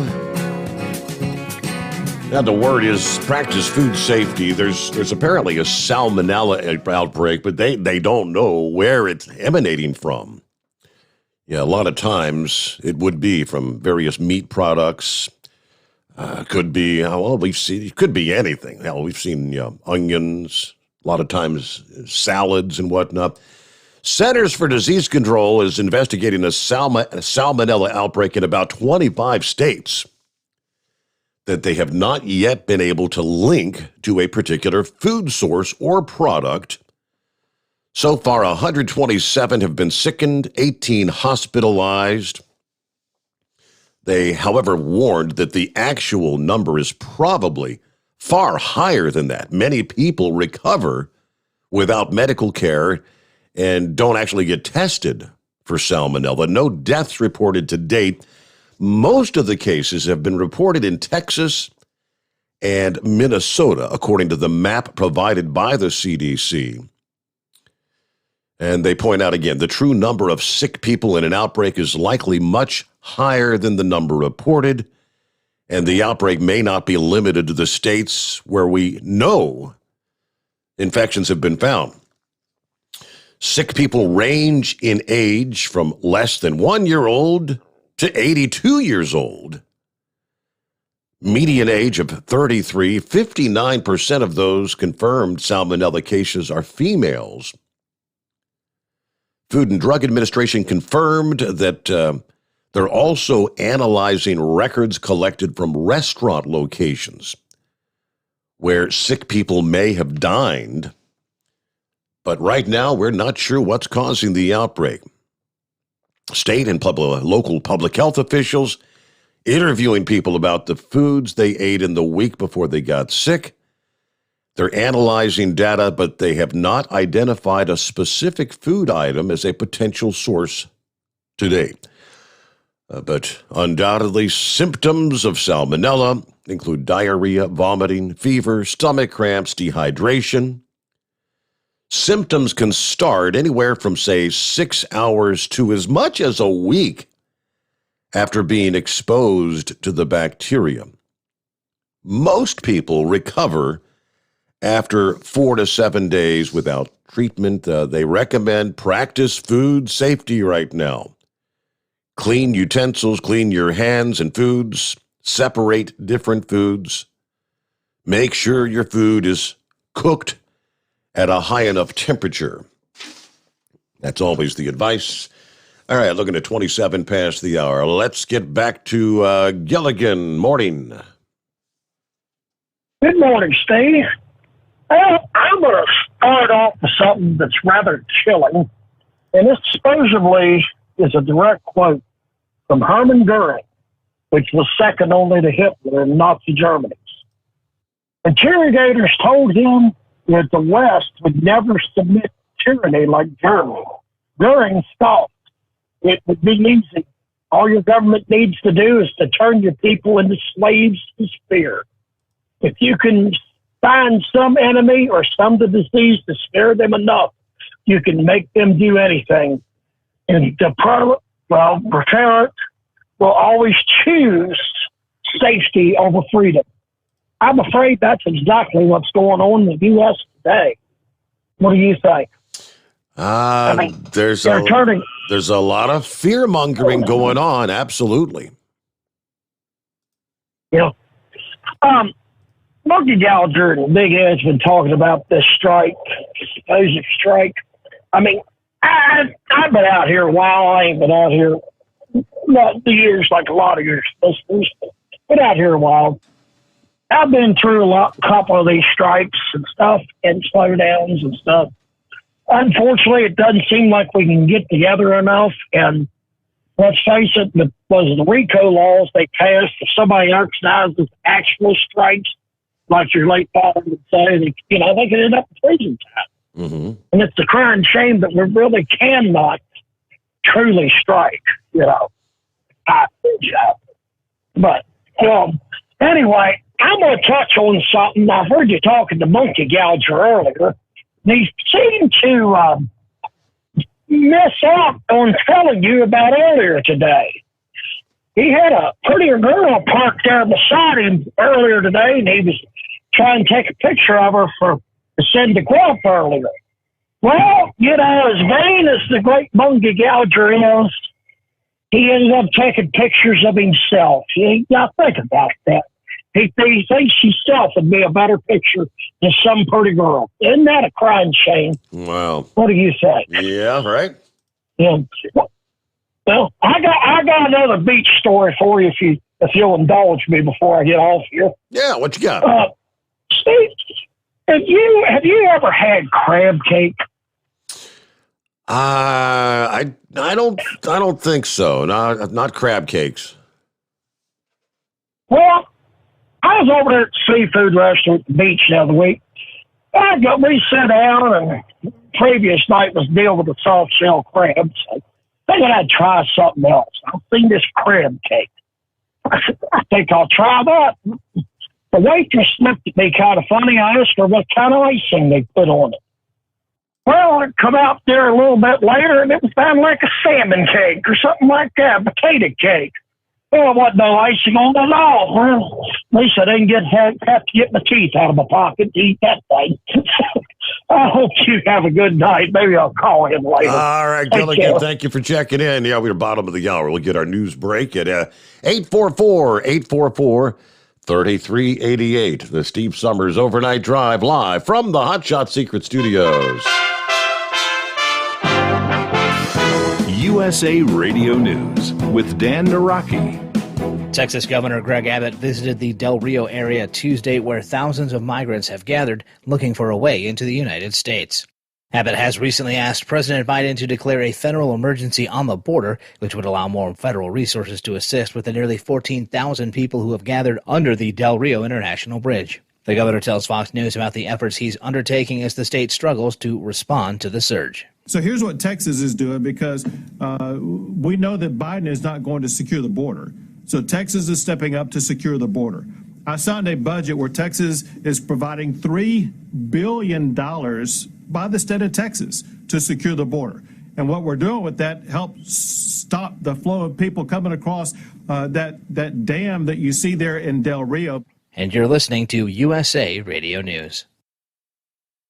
The old way of living with diabetes is a pain. You've got to remember to do your testing, and you always need to be sticking your fingers. The new way to live your life with diabetes is with a continuous glucose monitor. You simply apply a discreet, easy-to-use sensor on your body, and it continuously monitors your glucose levels, helping you spend more time in range and freeing you from painful finger pricks. If you test your blood sugar at least 4 times per day and inject insulin at least 3 times per day, or use an insulin pump and have private insurance insurance or Medicare, you might be eligible for a CGM with little or no cost to you. Call U.S. Medical Supply today for a free benefits check. We offer free shipping, 90-day supplies, and we bill Medicare or your insurance directly. Call now and say goodbye to finger pricks. 800-763-1954. 800-763-1954. 800-763-1954. That's 800-763-1954.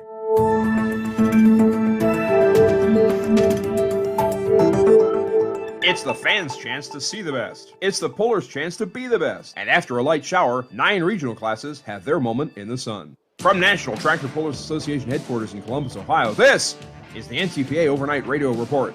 It was an Enderley pull-off for the ages. A massive audience of pulling junkies, interested townsfolk, and curious newcomers filled Ohio's Champaign County Fair grandstand to watch 100 of the best in the world. We'll congratulate next week all the Grand National winners, but for now, let's show a little love to the regional national competitors, many of whom just made their longest pulling journey to date and will return home with glorious tales that will sustain them throughout their pulling careers. In stainless diesel, 8,000-pound Pro Stock diesel 4x4 3.0 trucks, it was Rob Wright of MacArthur, Ohio, taking the test hook on the infield track to 359 feet aboard his all-attitude Dodge, and the win over Jeff Hostler's Flirting with Disaster, Nick Stom's Frank, and Brian Shue's Iron Maiden. In 9,500-pound limited Pro Stock tractors, Kevin Lindstrom of Ellsworth, Wisconsin, perpetuated his knack for invitational wins with a 352-foot victory aboard his Hyper Harvester International. Colin and Chris Lear followed with their Darien Deer and Badger Deer, Mike Sather with Adrenaline Rush, and James Geezy with Hicktown Hurricane. In 9,300-pound Super Farm tractors, Dave Whelan's test hook on the My Last Excuse IH held up and got another trophy for his mantle in Tipton, Michigan. Jeff Casey's Whoopie Maker was second, and then Jeff Martine's Hustler, Dan Schulte's Binder Express, and Mark Miller's Diggin' Deep. In 6,200-pound four-wheel drive trucks, Ike Zering of Fillmore, Indiana crossed another one off the Bucket List Dodge's weight box with a 332-foot class ender. Following were David O'Connor's Nasty Boys, Mick Broughton's Shock Treatment, Carol Suki's Totally Geared, and Andy Skluzacek's Colonel. In 2,050-pound modified minis, Todd Boltman's Stress Relief came down from Zeeland, Michigan to give them headaches at 342 feet. Ken Boltmeyer's Wampas Express Flipside, Brian Goose's Grandpa's Disaster, Scott Van Antwerp's Playin' Dirty, and Tim Ray's Methanol Madness all challenged the Bowerbilt Iron Boy weight transfer. In 8,000-pound heavy superstocks, John Pfeiffer's Pfeiffer Max matched the Mini's best pass to claim the victory. Ken Rockner's Long Haul Harvester had the second longest tote, while Joe Degenhardt's Diggin' Hard unfortunately could not answer the call. In 6,200-pound two-wheel drive trucks, Jeff Reitzel's At It Again, Did It Again. The C-Cab Ford from Orient, Ohio hauled the mail out to 375 feet to eclipse Wayne Timmerman's Showtime. Dave Coughlin's Final Drive, Matt Seitz's Buckeye Hooker 2, and Dustin Amundsen's Bottoms Up filled the field. In 8,500-pound light pro stocks, Evan Smoot of Eaton, Indiana got the John Deeres on the board with a 10-inch margin of victory on Barnyard Bandit over Nip and Tuck competitor Sean Thornhill's Missy's Pissy. Colin Burkholtz's International 1456, Travis Tilton's Always Something, and Mike Palmer's Red Avenger Classic also made fine passes. And in 7,500-pound modifieds, Les Corporal's Corporal Punishment from Marion, Indiana survived a false start and recovered to win. Todd Feist's Snow Farmer, Ken Miller's Corn and Soybean Special, Terry Feist's Feisty Farmer, and Adam Revere's Iron Phoenix also brought the noise to the Enderley. Again, GN finishers will be discussed next week after the Dragway 42 Fall Shootout in West Salem, Ohio this Saturday, September 25th. You can also watch the replay of the running of the 34th Enderley Pull-Off at ntpa.tv and get a complete list of winners at ntpapull.com. Reporting for the NTPA on the Overnight Drive, I'm John Dunlap. Stay safe and pull. Live from the Hot Shot Secret Studios, the Steve Sommers Overnight Drive. Some say their truck reflects who they are, dependable and reliable. That's why you trust Blue Def. Now the best just got better. Introducing Blue Def Platinum, a revolutionary innovation with advanced system shield technology to significantly reduce harmful deposits. To maintain fuel economy, save money on costly repairs, and sustain the life of your SCR system, there's only one DEF to choose. Blue Def Platinum. The best just got better. For anything diesel, take it to Scheid Diesel. They provide a wide variety of services and diagnostics to determine what the problem is with the latest technology. From simple oil changes and preventative maintenance to fuel system diagnostics and repairs, engine rebuilds and cylinder head repairs, and rebuilds with our in-house machine shop. They also have on-site DPF cleaning for exhaust issues and DOT inspections. If your diesel is asking for some attention, Scheid Diesel has the specialist you need for anything diesel. Located in Terre Haute and Lafayette, Indiana, and Effingham, Illinois, Scheid Diesel has you covered. You work hard. You deserve a seat that works just as hard as you do. The Bostrom T-Series seat has provided drivers with comfort for millions of miles over the past 3 decades.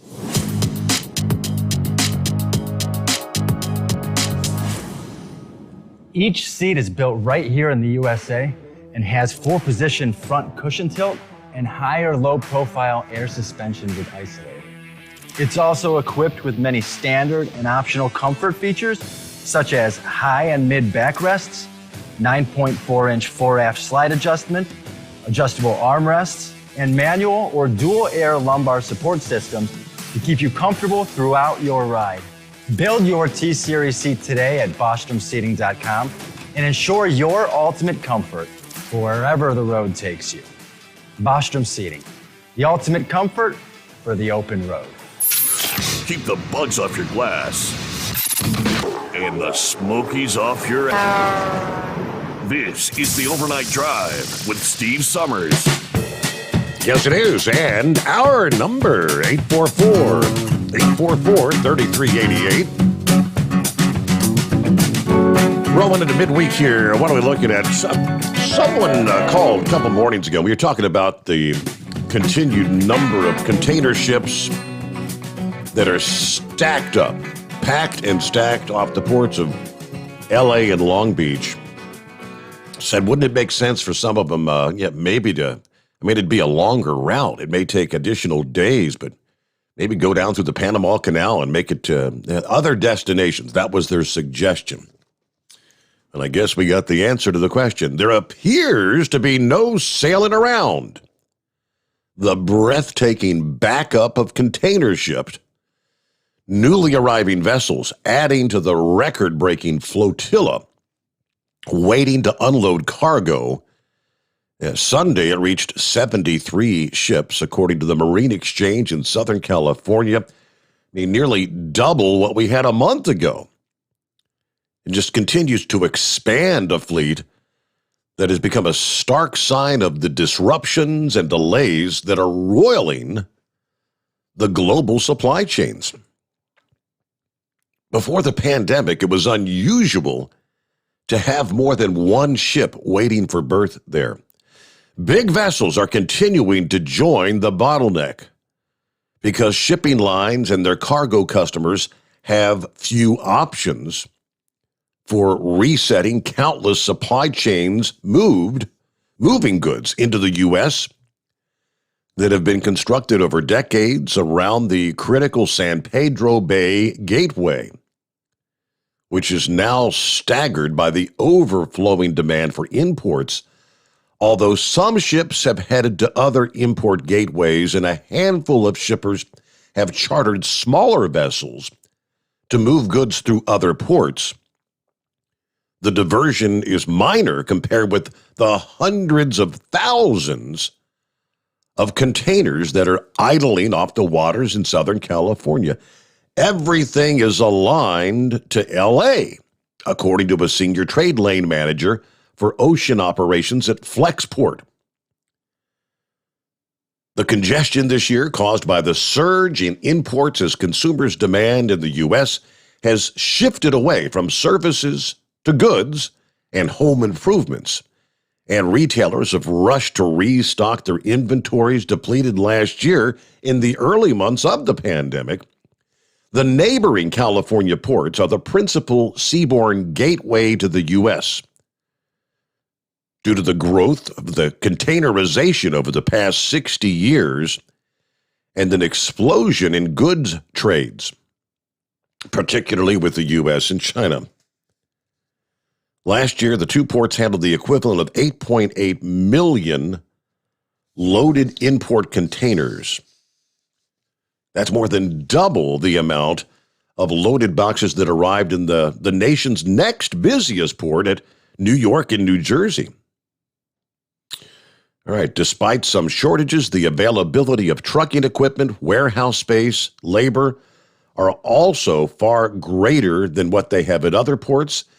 Shipping executives say other West Coast ports like Oakland or Seattle just aren't big enough to handle the hundreds of thousands of containers that Los Angeles and Long Beach unload and store and move by truck or rail on any given week. So anyway, the wait time, the dwell time, as they call it, continues to grow with each passing day. All right, couple from the email bag, Steve at hotshotsecret.com, by the way. If you want to ever send me a message during the program, happy to hear from you. Back to the story from The Hill. I was talking with Steve about that. Scooter says, he said, Steve, that's how the media operates. They blow out a misleading headline, but then when they have to correct it, they don't change the headline. And they put that little note at the bottom because most people never read the entire article, which that's true. Yeah, I don't know why, just happenstance, I decided to scroll on down to the bottom of that particular article to find the correction. What we said in the heart of the story. I mean, why didn't they go into the heart of the story and correct it there? He said, now I want you to take a gander through this article by an attorney who explains what all the intricacies are of the 27-page indictment that Durham has issued. It is hardly a molehill. And he's got the link there to the Sussman indictment. So, yeah, the Hill makes it sound like a molehill, but maybe it is a much bigger to do. And as Steve said, mainstream media not talking about it. Pay no attention. Nothing going on over here. No big deal. All right. Good morning, Horse Feathers. What's happening? Morning, Your Honor. I guess we're supposed to start out today with, hey, Mike. What day is it? What day is it? First day of fall. There you go. There you go. Yep. Yeah, it's the beginning of what? That makes it what? The beginning of propane season? I guess you are supposed to start getting a little busier here in the coming weeks. It won't be long before people are going to start firing up the furnaces.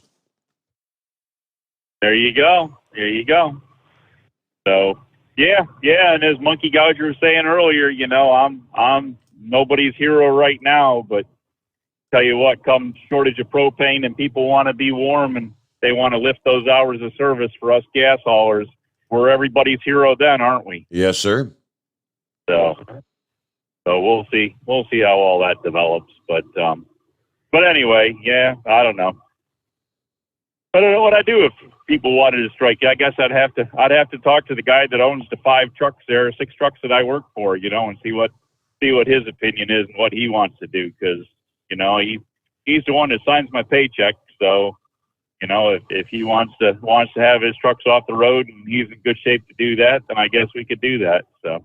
But anyway, speaking of protesting and striking and stuff, did you ever hear of anything what happened Saturday down there in our nation's capital, the great city of Washington, D.C., there with the protest for the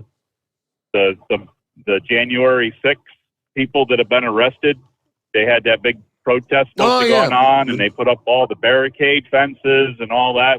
Whatever became of that? Did they have a major national disaster or anything that I didn't hear about? Yeah, it turned out nearly no one showed up. I mean, I think police and National Guard outnumbered protesters by 100 to 1. I mean, apparently only a few dozen people actually even showed up, and there were protesters from the other side, you know, the other side protesters, yeah, that were nearly as big as the crowd that was there. And then I guess there were a few clashes between those two, but yeah, it turned out to be much ado about nothing. So what would people protest against? What the left-leaning people that were all for arresting everybody and obviously, throwing them in jail for no reason? Yeah, but obviously, protesters? your Antifa types, the anti-Trumpers, the Trump haters, the same ones that clashed through the 4 years Trump was in office, they're still out there. And they knew those who were coming to rally behind those that were incarcerated after the January 6th were probably Trump supporters. So, the Trump haters had to be there too. So they just showed up to cause trouble then? Sure. Oh, yeah, absolutely. They just knew that because something was going on, they showed up just to cause trouble. All right. That makes sense then. Not. Anyways, hey, I guess you want to do trucking industry news? I think I might have come across something here. Have you heard anything about a construction project in Delaware on Interstate 95? And I believe it's from like somewhere from the split where 295 is up to the Pennsylvania line, up through like Wilmington area. Have you heard anything about this at all? I can't say I'm familiar. No, sir. I want to dig into this a little bit, but it looks like Interstate I-95 in Delaware, and they're doing the construction on the northbound side, is going to be closed. I don't know if it's all commercial traffic or just large commercial traffic or what, but it is pretty much going to say no tractor trailers on I-95 northbound through part of Delaware there that goes up through Wilmington. Now it's not quite as detrimental as it sounds because I-495 actually runs parallel to 95 in that spot. So most trucks run 495 to begin with, but I don't know what the deal is going to be, if they're going to be citing people, what type of tickets they're going to hand out. If you make the mistake and run 95, don't see a sign or, because you're busy in a lot of traffic there, every now and then they got a bunch of traffic on that road. You're busy watching traffic. You might not see a sign and realize that you weren't supposed to be there and, go up that way by mistake because it's Interstate 95. It runs from Maine to Florida, it's the road to be on. So I don't know, but anyways, maybe you can search into that a little bit. I'm thinking back. I do. Now the bell goes off. I think we touched on it last week. Yeah, it's a construction zone, and there's been an abundance of truck-involved crashes that have shut the thing down. And they even admitted that the crashes may not have been the fault of the trucks, but I guess since it's such a tight area, they're wanting trucks to go around 495, and it's only on the northbound side that they're banning the trucks because on the southbound side, apparently there's a bunch of different entrance ramps for trucks to get on the interstate there, so they can't shut all that down. So it's only the northbound side. Yeah, and that's what I just heard there, but. Yeah, it's kind of nice. The trucks are involved in incidents, but it's not the truck's fault. So, okay, we're not going to allow the trucks. Huh? All right. That's it. Whatever. That's exactly it. Yeah. Yep. So anyways, I didn't know if I wasn't sure if you came across. I didn't hear. I must have been out of the truck there when you were talking about it then. So, but anyways, that was kind of what I had with that. I don't know. Other than that, headed up towards Harrisburg tonight, and there's a few sprinkle drops out here already. So I thought this stuff wasn't supposed to come until later in the day today. Where's all this coming from now? Why do I got sprinkles on my windshield now? Yeah, there's rain stacked up from western Maryland all the way back. You've got one band over there in the east, and the bulk of it's back here. They're going to be pushing through our region tonight, back from Ohio, Indiana, Illinois. Once this big batch makes it over to your neck of the woods, we're going to see some fairly heavy rain coming through our area today. Yeah, I'm expecting, our groundwater, the water table here for groundwater's right up pretty much below the grass line. So I would assume most any water we get here is going to be complete runoff, and it's going right straight to the, streams, creeks, rivers, and they're going to rise pretty quick. So wherever you have water that comes up onto the highways or across the highways, I'm sure by the time we get to Friday there, we're gonna have water back up on all the highways here again. Yep. So I wouldn't doubt that at all with what the prediction is coming up through for the amount of moisture we're going to be getting. But But other than that, I don't know. I guess that's about all we got going for you there. Not much new from yesterday. Everything's kind of just keeps rolling on about the same there. So I don't know. I guess there was one other news thing. The deal with what the governor enacted in Maryland. I guess they're starting to cite businesses, where the governor himself mandated the vaccinations. I guess there's some citations on that. I tried to look for it and I couldn't come across it, but they mentioned something about that on the news, and I didn't catch the whole story as usual. So kind of in and out, walking past the TV while the news is on.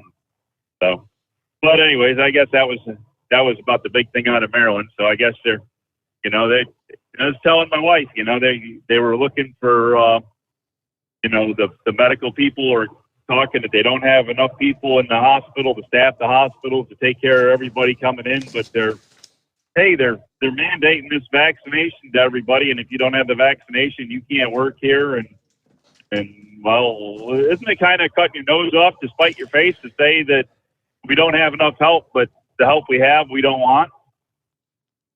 We're gonna make the situation even worse, and that is exactly correct. Absolutely. That I mentioned earlier, there was a North Carolina healthcare system that suspended hundreds of employees after the firm implemented the vaccine mandate, adding that workers who refuse to get the shot in the next 5 days are fired.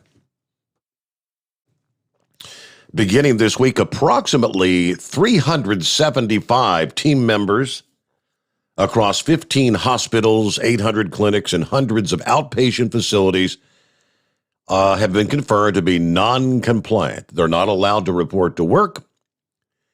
They will have an opportunity to comply over a 5-day period. They actually use that word. You will comply. It will be an unpaid suspension period. If a team member remains non-compliant after this suspension, he or she will have their employment with Novant Health terminated.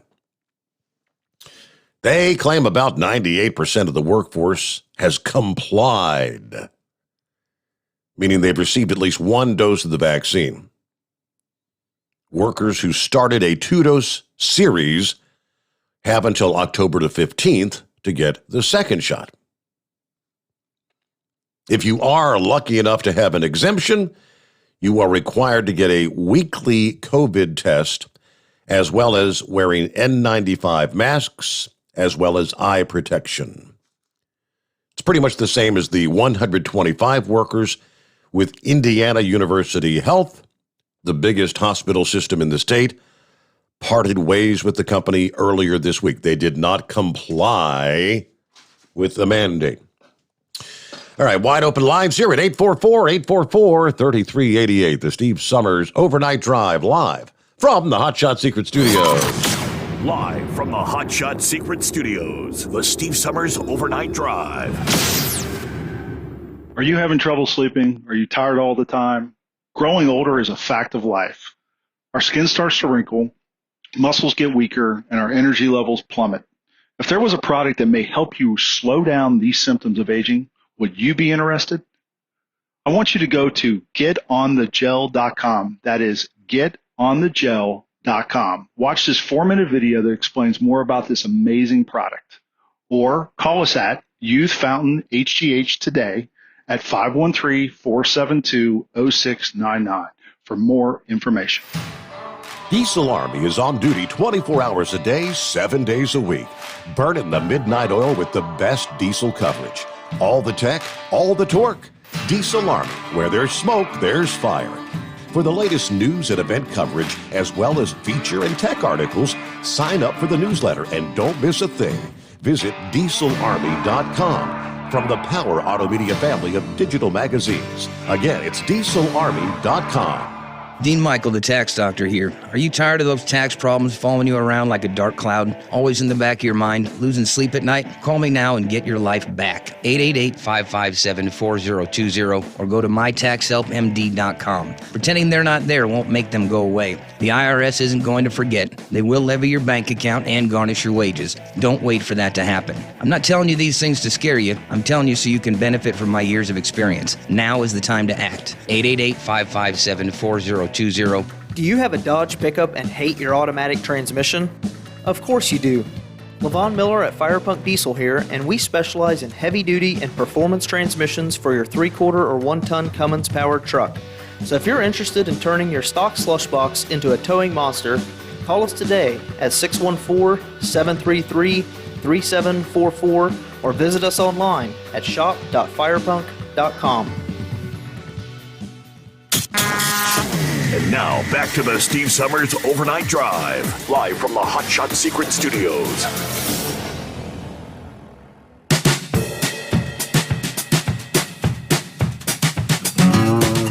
Yeah, it's been an ongoing discussion for quite some time. And I spoke to my son, and he wears the bracelets, the 22. Supposedly the number of military veterans that take their own life on any given day. And you kind of question why. Why so many? And I can't help but kind of wonder if the headlines, the pullout, the debacle of Afghanistan, which led to the Taliban taking the country back after a 20-year war, how many thousands or hundreds of thousands of our men and women in uniform that had served over there, watched maybe some of their battle buddies killed in action, trying to help the country get out from under the likes of Islamic State and the draconian rule of the Taliban. The question is, according to the New York Post, 3 Fort Drum soldiers died of suicide in the span of 3 days last week. The upstate New York base announced the deaths over the weekend and said there's no connection between the 3. Command teams gathered the troops on Monday to discuss suicide prevention, according to a statement from Major General Milford Beagle, Jr., who was commander of the 10th Mountain Division. He says, in trying times like these, it is incumbent upon all of us to reach out to your battle buddy. Make sure they're okay. To the soldiers at Fort Drum, the 10th Mountain Division, and our entire Army, I want you to know every life is worth living, the commander said. This report, they had not yet released the identities of the dead soldiers, but like I said, can't help but wonder if that whole debacle. I'm curious, did some of these individuals possibly serve in Afghanistan? Did some of their fellow soldiers die in that country? And do they feel like all this time and effort that they had given was all for naught, maybe? I do recall that the Veterans Administration said their suicide hotline, the call number was thousands more than a typical week in the days leading up to those final evacuation flights out of Afghanistan. Very difficult. All right, we've hit top of the hour, though, but we'll get a news update. We've got wide open lines at 844-844-3388. The Steve Sommers Overnight Drive, live from the Hot Shot Secret Studios. USA Radio News with Dan Naraki. Texas Governor Greg Abbott visited the Del Rio area Tuesday, where thousands of migrants have gathered looking for a way into the United States.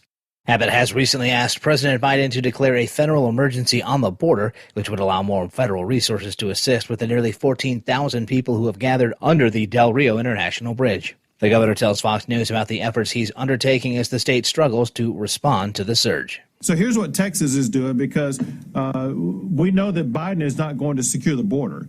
So Texas is stepping up to secure the border. I signed a budget where Texas is providing $3 billion by the state of Texas to secure the border. And what we're doing with that helps stop the flow of people coming across that dam that you see there in Del Rio. And you're listening to USA Radio News. Hi, I'm Wayne Alaroot. I want to tell you about my friends at Tangible Investments. Tangible is among the biggest precious metals and rare coin dealers in America. 35 years in business, billions in sales. They sold one rare coin collection for $15 million, the largest private sale in history at the time. They've been awarded the PNG designation. That means they're the best of the best in the world. But here's the big advantage for you. Tangible might just have the lowest overhead of any precious metals dealers. That means they can afford to give you incredible deals. Tangible will sell you gold at 1% over the New York spot price. Just 1% over the New York spot price? Who does that? No one ever. Just say Root. That's it. You get your gold at a price no one in America can match. This offer is limited to 5 ounces per family. Get started by contacting Tangible Investments at 800-300-8441. That's toll free, 800-300-8441. Be sure to say Root, 800-300-8441, or online at TII1.com. Congressional Democrats passed a measure Tuesday that would fund the federal government through December while suspending the country's debt ceiling until 2022. That bill passing along a strict party line vote, but it's not expected to get through the Senate. Senate Minority Leader Mitch McConnell tells reporters that his caucus would support a continuing resolution that includes certain funding, but not a measure that raises or suspends the debt ceiling. We're prepared to support a continuing resolution with assistance for Louisiana, with additional funds to replenish Iron Dome. What we're not prepared to do is to relieve the Democratic President, Democratic House, Democratic Senate from their governing obligation to address the debt ceiling. This is USA Radio News. Hi, this is Dr. Joel Wallach, and I want to tell you that arthritis is not a genetic thing. It's not a disease of aging. Neither is osteoporosis. Get a hold of my book. It's all in your head. It goes into the 25 different diseases you get when you have osteoporosis of the skull. These are all reversible. You take the Healthy Bone and Joint Pack, the MSM, vitamin D3, stay away from all the bad foods, including gluten, and guess what? You'll regrow all your bones, including your skull and your legs and your hips and everything else. Contact us at usaradiohealth.com. That's usaradiohealth.com.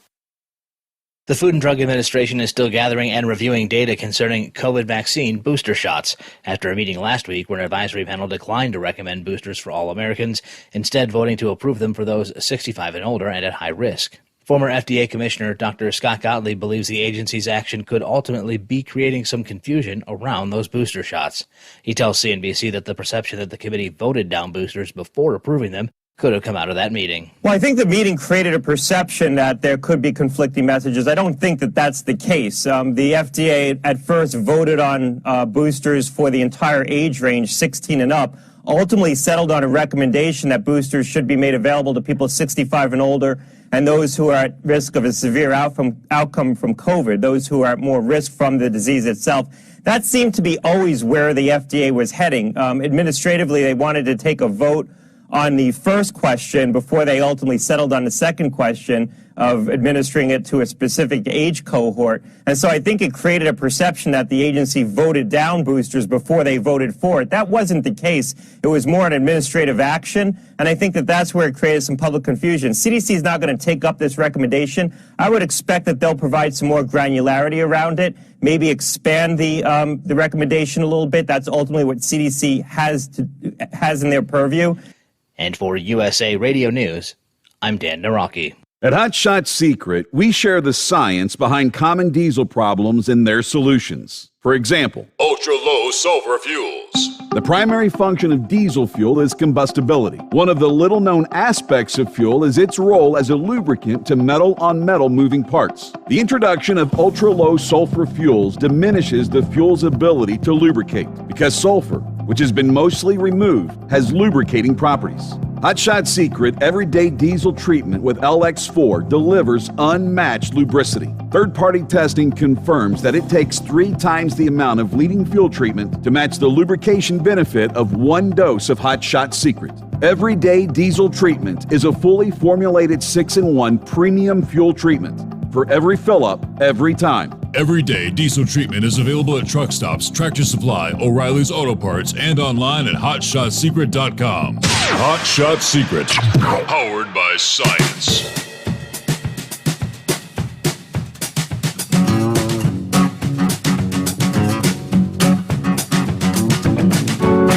So apparently some people are referring to it as the non-working America.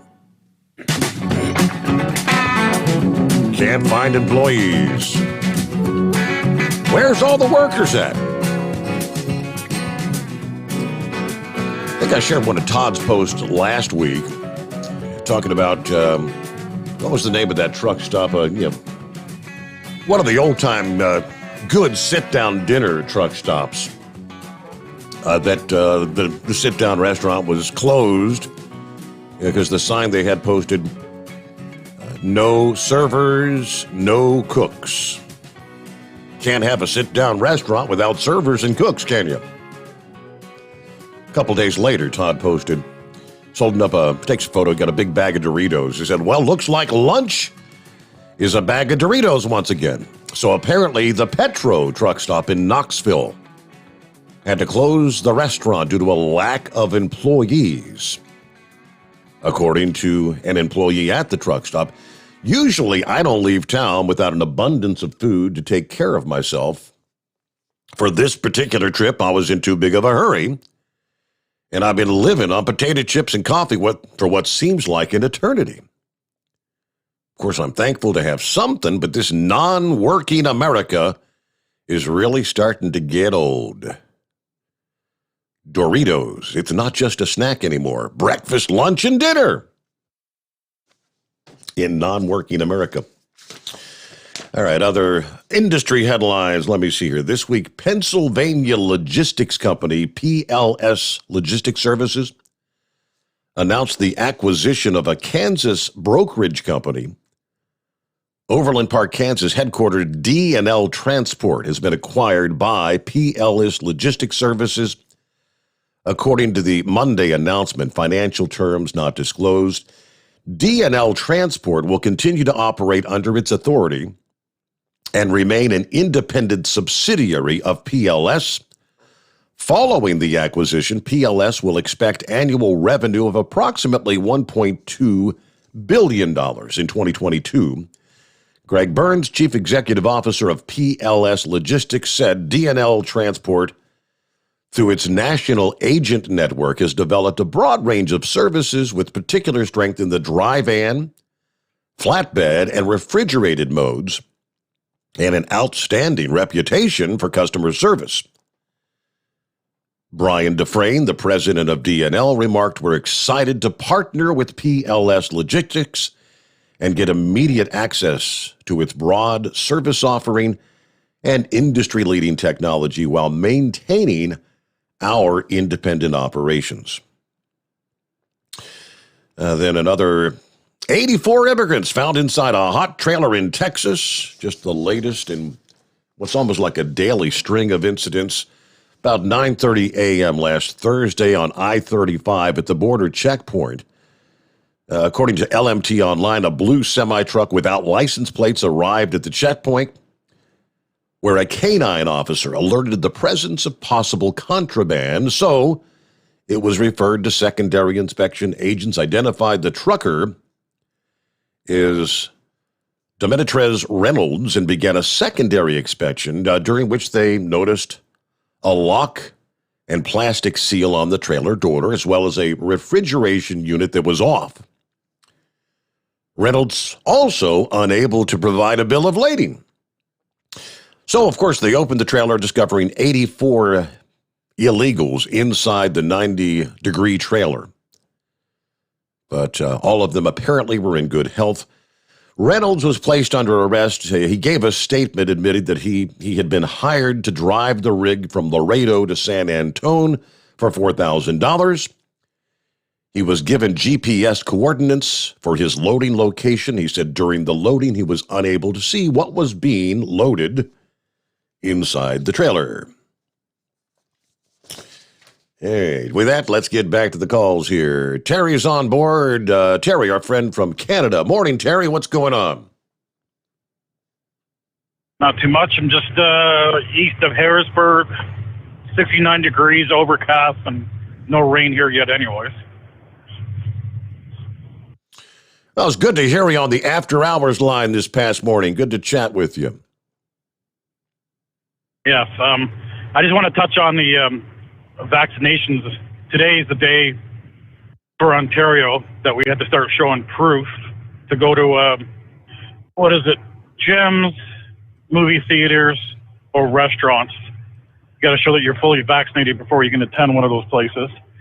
And I was talking to my sister-in-law today, and she lives out in Alberta, out in the west coast there, and she's been an anti-vaxxer for a long time, like doesn't want that pollution going in her body, whatever you want to say. Mm-hmm. And anyways, her son is in junior hockey, and he's doing quite well, and he's trying to pursue like a career in the NHL.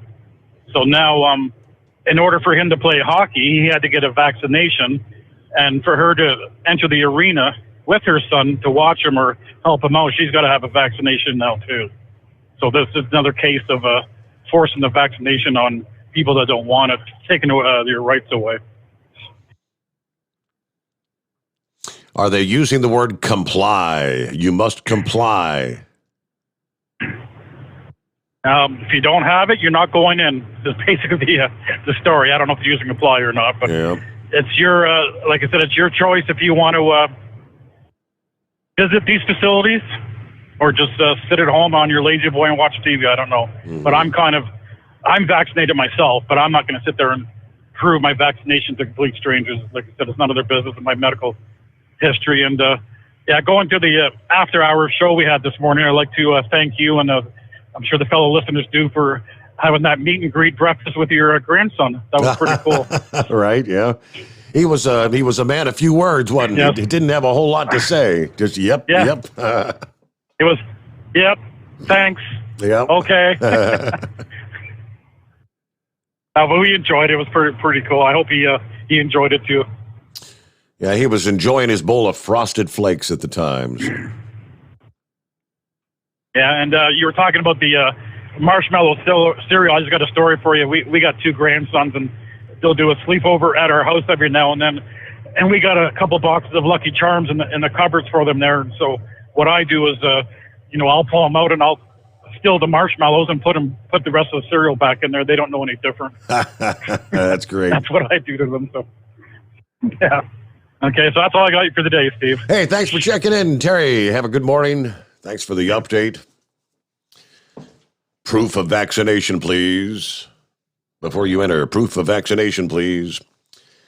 Roll it up on 14 past the hour. It's 844-844-3388. So yesterday, apparently the Space Force, they released the new uniform, which they say bears a striking resemblance, that of James T. Kirk aboard the Starship Enterprise. According to military.com, the U.S. military unveiled their new prototype uniform at the Air Force Association's Air and Space Cyber Conference in National Harbor, Maryland. Uniform includes a dark navy blue, almost black coat. The buttons follow along a V-shaped trim on the right side, unlike the uniform of the Air Force, which the Space Force, of course, was spun off from, that has buttons following down the middle and pairs with a set of gray slacks. Chief of Space Operations, General John J. Raymond, says the uniform's 6 buttons, which bear the branch's new logo, represent Space Force taking its place as the 6th branch of the military. Now, it will be some time, however, before Space Force Guardians will wear the uniforms full time. Notes are still being considered on how the final product is going to look. But meanwhile, headline says, U.S. generals planning for a space war, which they see is all but inevitable. A ship in the Pacific Ocean carrying a high-power laser takes aim at a U.S. spy satellite, blinding its sensors, denying the U.S. critical eyes in the sky.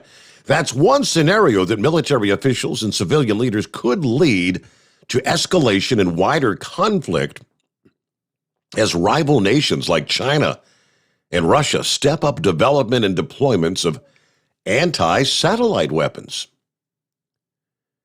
If a satellite came under attack, depending on the circumstances, the appropriate measures can be taken, according to Lieutenant General John Shaw, Deputy Commander of U.S. Space Command. The space battlefield is not science fiction. Anti-satellite weapons are going to be a reality in future armed conflicts, he says. U.S. Space Command is responsible for military operations in the space domain, which starts at the Kármán line, some 62 miles above the Earth. That puts Space Command in charge of protecting U.S. satellites from attacks and figuring out how to respond if hostile acts do occur. Military space assets like satellites and ground systems typically had been considered support equipment that provide valuable services, communications, navigation data, early warning of missile launches. But as the Pentagon has grown increasingly dependent on space, satellites are actually becoming strategic assets, coveted targets for our adversaries. It is impossible to overstate the importance of space-based systems to national security, according to the Air Force Secretary keynote speech at the symposium.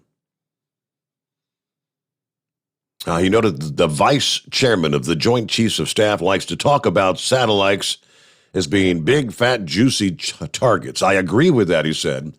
But how do we change that? How do we make it more difficult for a potential adversary to think they could succeed in depriving us of our space capabilities? Those questions are now being debated as Space Command develops what Shaw describes as space warfighting doctrine. A laser blinding a satellite is just an example of the type of attacks that we have to prepare for. If that happened, the Defense Department would have to decide how to respond. Conceivably, naval or aerial forces would be called upon to take retaliatory action. We're just starting to grapple with what space warfighting really means. Yeah, we're in a long-term strategic competition. The U.S., China, Russia. You know, that's why Donald Trump created the U.S. Space Command. Reestablished, should I say. U.S. Space Command. It was deactivated since 2002. So we created the U.S. Space Force as an independent service branch of U.S. Space Command. About 19 past the hour. Back to your calls ahead. It's 844-844-3388 to the Steve Sommers Overnight Drive live from the Hotshot Secret Studios.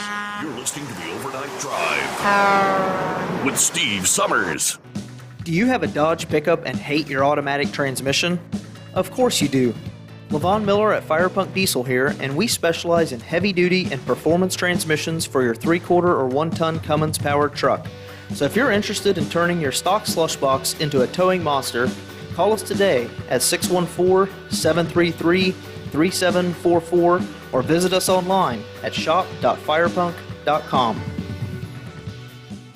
At Turbo 3000, our founder Andy Matouche firmly believed you should challenge yourself. Put the most money back in your pocket, where it belongs. Four Wheeler magazine took our challenge, and they wrote it did exactly what we said it would do. As fuel prices keep going up, get your Turbo 3000 today. Call us at 888-311-9993. Always free shipping in the USA, and for a limited time, save $45 off total purchase using coupon code STEVESAVES at turbo3000.com. Attention all truckers, Dean Michael, the tax doctor here. I want to talk to you about those dreaded tax problems. I know you want to keep on trucking and not even think about them. Let's face it, they're not going away all on their own. You need professional help. I've been helping truckers put their tax problems in the rearview mirror for years. I can help you too. Call me for a free consultation at 888-632-4506 or go to mytaxhelpmd.com. It's like I always say, keep your eyes on the road, I'll keep mine on the IRS. 888-632-4506.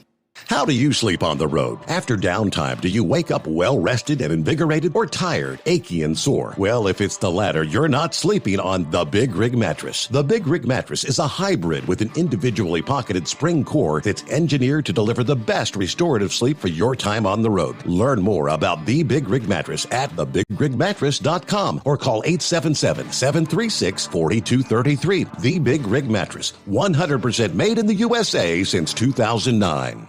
Because Channel 19's a little congested. Call Steve now at 844-844-3388. The Overnight Drive.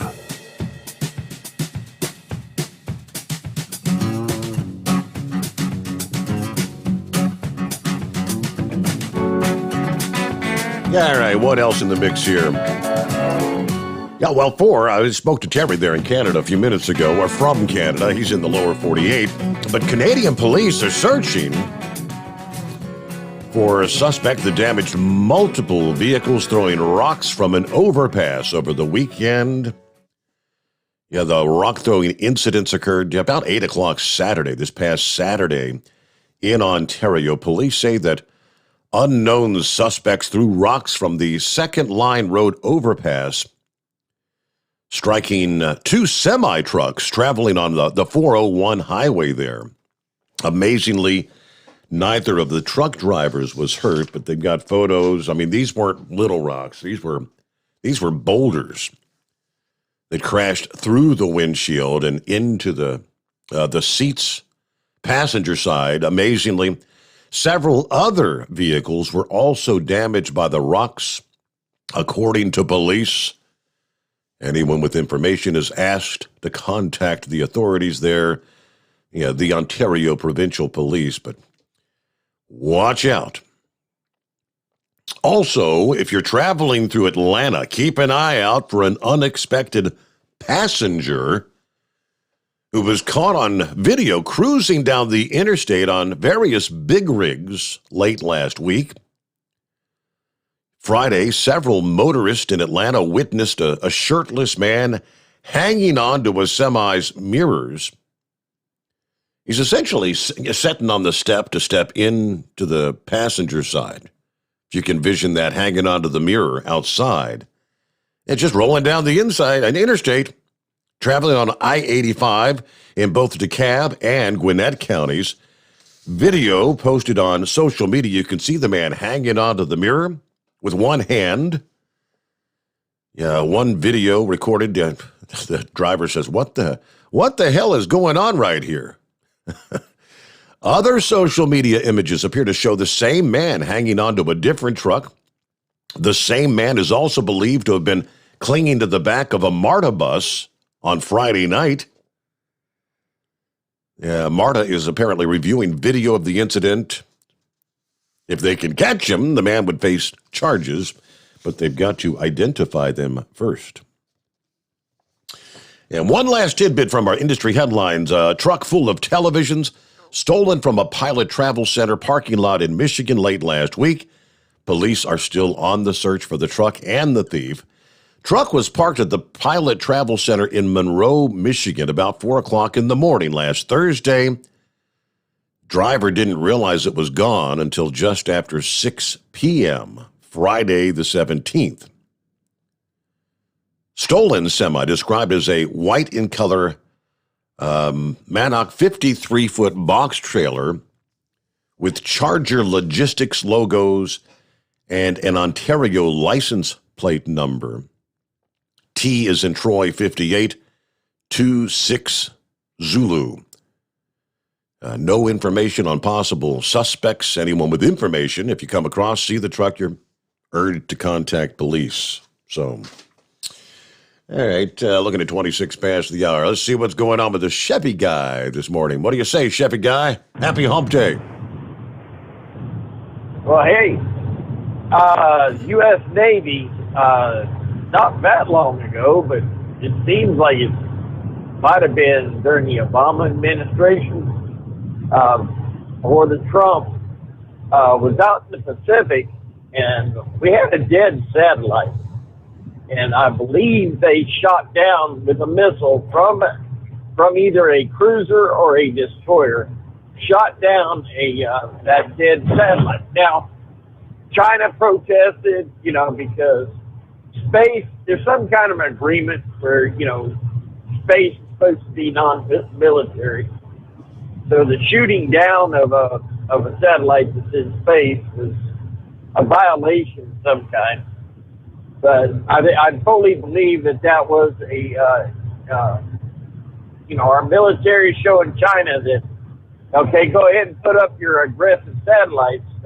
We can bring them down. And we took the first shot in space. So yeah, it was one of ours. So, but we showed that we can do it. So I guess it's the race is on. I got a kick out of listening to Donald Trump in an interview with Sean Hannity, and he pretty well spoke on how things went with Trump and his generals. The generals was coming in there and telling Donald Trump when he was talking about leaving Afghanistan, "Oh, we're just going to leave the equipment behind. Give it to." He said, "No, this is brand new equipment." He said, "What? We just can't leave this stuff behind." "Oh, Mr. President, it's cheaper to leave this multi-billion-dollar equipment behind than to bring it home." And Trump said, "I'm being a businessman." He said he looked at his general square in the face. He said, "Y'all are nuts." I mean, he talked to him like what it was, Mm-hmm. I mean, our military thinks they have an unlimited, check, right? Money to spend on all this stuff. He said, it wouldn't have been nothing to a tank of gas and apply 200 pilots over there and fly our stuff out." And he said, and we had time to do it. When we seen that they were collapsing, he said we could have got a lot of that equipment out of there, especially the aircraft, which is high tech. But he also asked him about General Milley, and Trump has been supporting General Milley, even with this revelation that he had threatened to make a phone call, or he made a phone call and said he'd give China a heads up if Trump decided to go to war. And he's been saying, I don't believe it. And here, I guess, finally, Milley has admitted to making that phone call. And Trump says, well, bad things should happen to him. And it just, what it did show is our military didn't think much of the man we put in office. And I'm sorry, they don't run the country. They don't run our country's foreign affairs. But boy, they sure do seem, the ones we have in there right now, a lot of them seem to, at least as of Milley, a good representation of that situation. They forgot that they serve you and they serve me. General Milley is not above me. He doesn't, I mean, when I was enlisted, he did. He would have. But right now, them generals are not above us. they have to answer to us, and how they do that, they answer to who he voted into office. And I take it very personal. This guy, well, his pansiness came. I think Trump did mention the fact that, when they walked across, the White House lawn to the burned out church, that was to show. Trump was showing him, I can go anywhere I want in this. Your protest ain't going to stop me from doing what I need to do or what I want to do at the White House. And then what? Next day, Milley's, I'm offended that he used me. Bull crap. So I just enjoyed that interview with Donald Trump. He just showed what the man. I don't know who supported this guy. I mean, he was a great president. I mean, Reagan is my president still. Trump's right there. I mean, I don't know who supported him in his office, but look what the man did with no support. Yep. Can you? None whatsoever, and being stabbed in the back time and time again by his own appointees. Hey, we got to get our news break in here, so hang on. We'll return after this, the Steve Sommers Overnight Drive live from the Hot Shot Secret Studios. USA Radio News with Dan Naraki. Texas Governor Greg Abbott visited the Del Rio area Tuesday, where thousands of migrants have gathered looking for a way into the United States. Abbott has recently asked President Biden to declare a federal emergency on the border, which would allow more federal resources to assist with the nearly 14,000 people who have gathered under the Del Rio International Bridge. The governor tells Fox News about the efforts he's undertaking as the state struggles to respond to the surge. So here's what Texas is doing, because we know that Biden is not going to secure the border. So Texas is stepping up to secure the border. I signed a budget where Texas is providing $3 billion by the state of Texas to secure the border.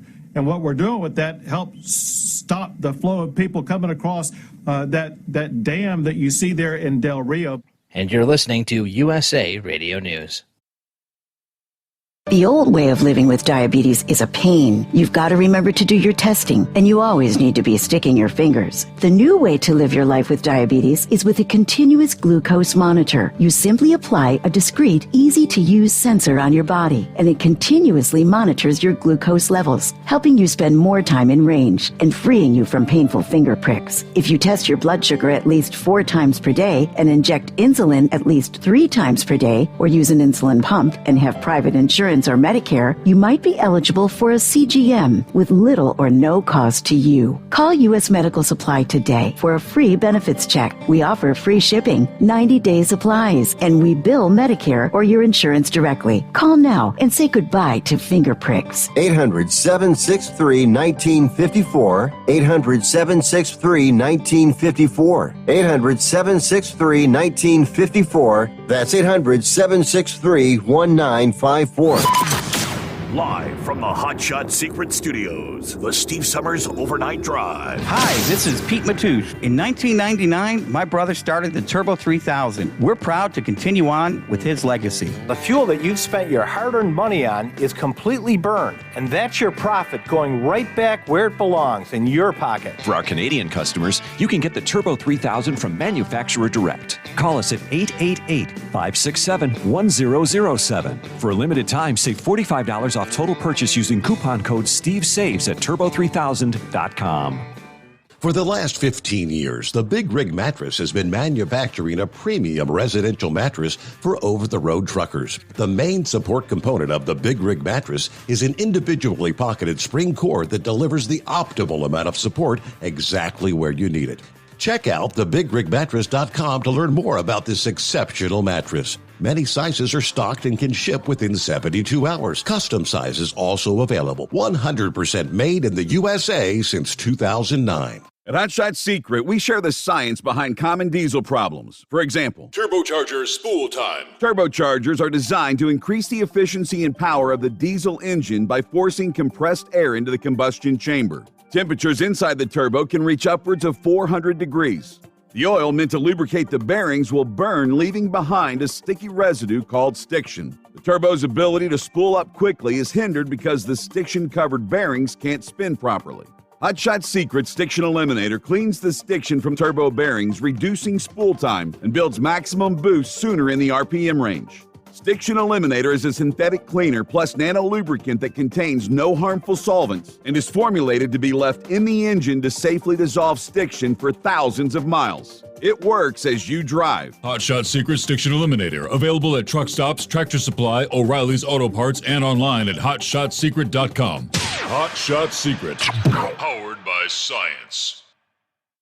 Drivers, you demand that your equipment's reliable and dependable, and that also applies to your headset for communication. Well, our friends at Stellar Electronic have you covered. The Pluto Duo headset bundle is the best communication headset you can find in the industry. No matter the challenging environment you're driving in, the Pluto headset will make you sound crystal clear all the time thanks to their 99% noise cancellation. And the Duo's not only a stereo converter for the headset, but also a power bank so you can charge as you go. Learn more at StellarElectronic.com or visit them on Facebook.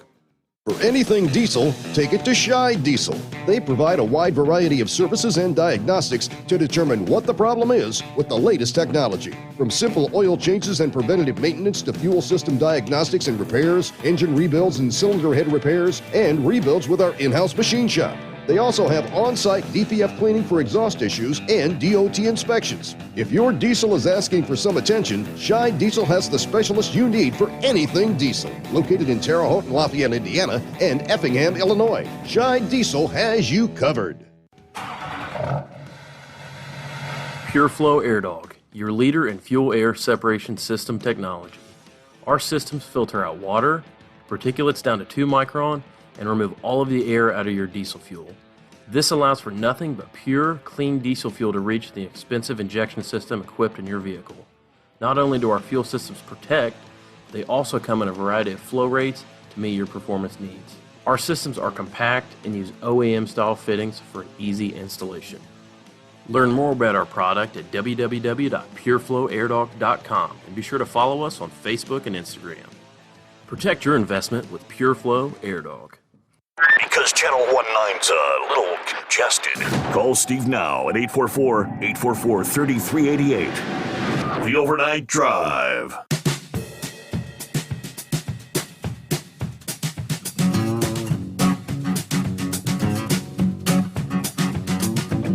Yeah, definitely a soggy night to be rolling from, the Great Lakes all the way down into, you see the well-defined cold front, all the way down to right about Memphis. Even some lighter rain all the way down to the northeast Louisiana. Get the heaviest rains from, say, just east of Memphis up through southern Illinois, on up into eastern Illinois now. A lot of rain through Indiana tonight, moving into northwest Ohio. So from Toledo to Fort Wayne, some heavy rain in the mix there. You had one line pull through Indianapolis, another line just moved through. There's another behind that. So it's just the sporadic nature of the training of these showers and thunderstorms. Beautiful night for trailer trucking, huh? All right, let me get back, finish up with Chevy Guy. Thanks for hanging in there. Oh, no problem. Where else would I be? Trump had no support by our government, our military. I mean, finding out, the Nimrods that we got running our military, and just the mindset that they can just leave equipment behind. It's cheaper. It's cheaper. Trump even told them, hey, even if you flew them to Pakistan or get them out of the reach of the Taliban. He said you just had to do, just leaving them behind was just an absolute crazy mistake. But when you think about the support he had with our military, then you go look at the State Department and see what oh, by the way, Vindman, I want to remind you, that said that if Milley made that phone call, then he should be tried, is the same Vindman. Please remember, he's the one that turned that information out, that milquetoast phone call to the Ukrainian president, turned that over to Adam Schiff, and Adam Schiff used it to try to crucify, and they did and try to impeach Trump over that. You got our State Department, and hey, Trump fired. He could fire just because he didn't like the color of her hair. He could fire an ambassador. He did. He fired the ambassador to the Ukraine. 2 years later, she's still there. Somebody in the State Department is out of line, and their head should roll. I'm sorry, Barr? Do I need to say more? Right there's Barr. I mean, the Justice Department. I'm sorry. The man did what he did. It's almost like he did it by himself. He did not have the support of the government in any way, shape, or form, and I don't like Trump. Okay, he's arrogant. He's obnoxious. I was going to vote for, Ted Cruz. But Franklin Graham said, if you had a chance, or if you've got one chance to vote against abortion and you sit home, then you're part of a problem, or you're taking part in it. So I voted for who the Republicans put up, and that was Donald J. Trump. But my gosh, the man did this by himself. It is amazing. And I'm just thankful we had a president. I don't want him back in office, but I want other politicians, conservatives, to look and see this is how it's done. Do it that way. I mean, where are the Republicans? Right? Mitch McConnell was on at the top of the hour or something like it, and mumbling. I could barely understand what that, mumbling. I hate that you can't call them a fool, but mumbling morons up there talking about, well, this is all the Democrats. No, he's playing freaking Republic. He's playing Democrat. He's playing politics. The daggum ship is going down. He's over there playing politics. I don't think he realizes that the Republican Party is gone. If they don't start getting their balls together and start going after this, I mean, why is he up there saying, hey, Mr. President, why don't you tell me how come you're flying black people out of the country, but you're letting brown people in, light brown, but the black people, you're out here. I mean, that's what they do to us. I mean, and it's true. I say, go after this, the hypocrisy in the Democrat Party. I mean, just go after it. Make yourself look like a fool, like they do, because that's how they get the support of the people. At least they get the news media to cover them, so that people can know something. Well, that's the problem, though. The media won't cover it. There are articles of impeachment that have been filed by Republicans to impeach Biden. You probably don't know about it, though, do you? No, sir. Yeah. No, sir. See, that's because the media won't tell you. They won't tell you that. Well, that's how come I listened to the Hot Shot Secret, Steve Sommers Overnight Drive, buddy. And if I want to get caught up, I just get right in here and go with it. And I'm telling you, who's keep saying we're going around the last trip around the bowl? No, the last trip around the bowl is whenever we try to dial into your show and it's gone. That's when, or you try to dial into some of these conservative commentators. Sean Hannity, that's shaky ground there. But Tucker Carlson, amazing, he gets away with what he does.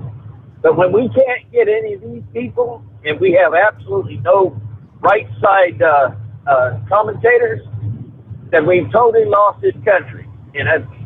But as long as there's people out there, and they're willing to put it on the line, like they've been doing, like My Pillow, the guy that did My Pillow, and all these other. I mean, Sean Hannity not Sean Hannity, but Glenn Beck has put his wealth 3 times over. He's put his wealth on the line for the conservative part, not the Democrats, Republican, but for the conservative cause.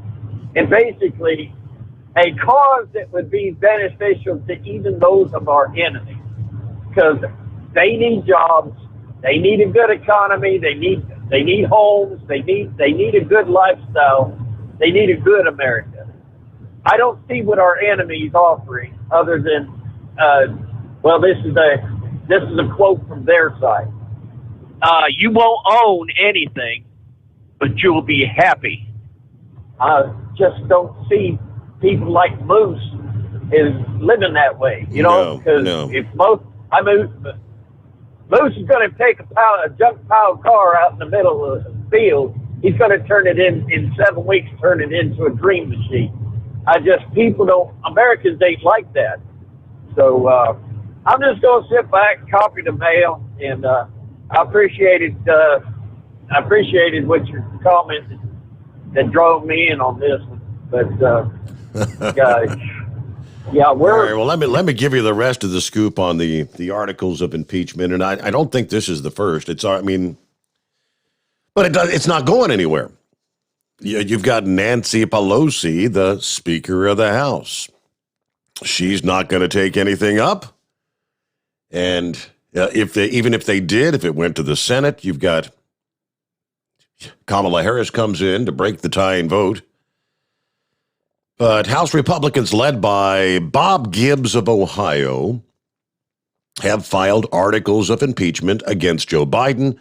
It's a three-pronged deal: the border crisis, the chaotic, deadly Afghanistan withdrawal, and attempted to break constitutional law on extending the eviction ban.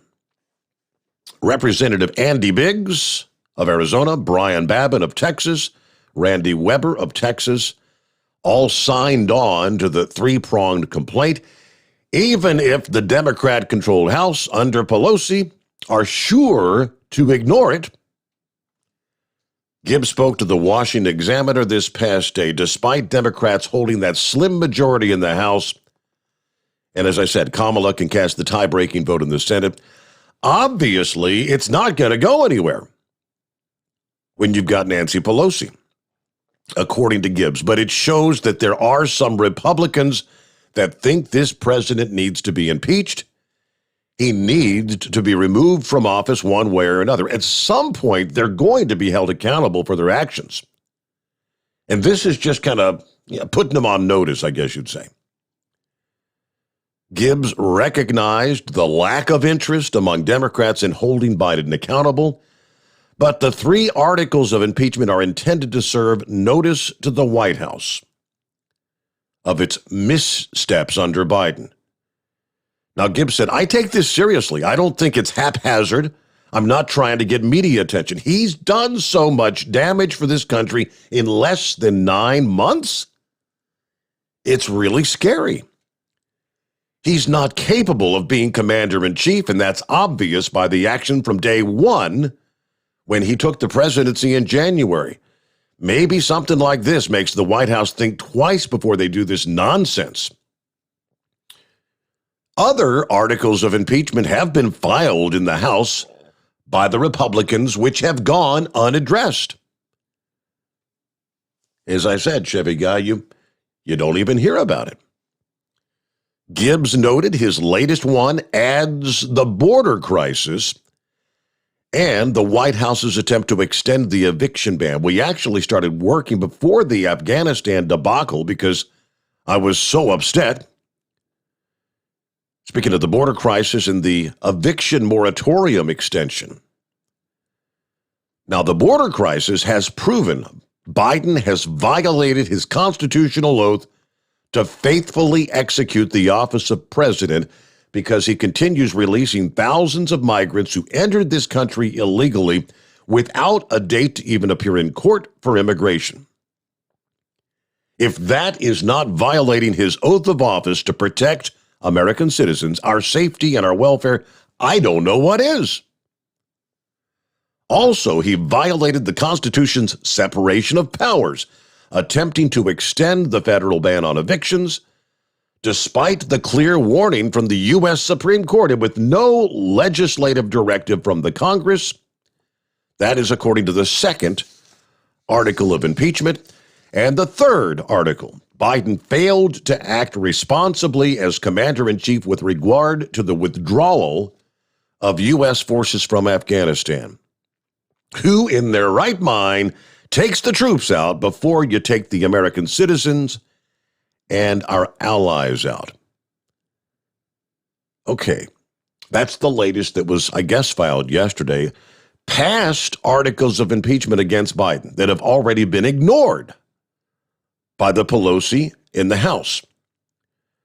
Marjorie Taylor Greene filed articles claiming abuse of power by enabling bribery of Hunter Biden on the president's first day in office.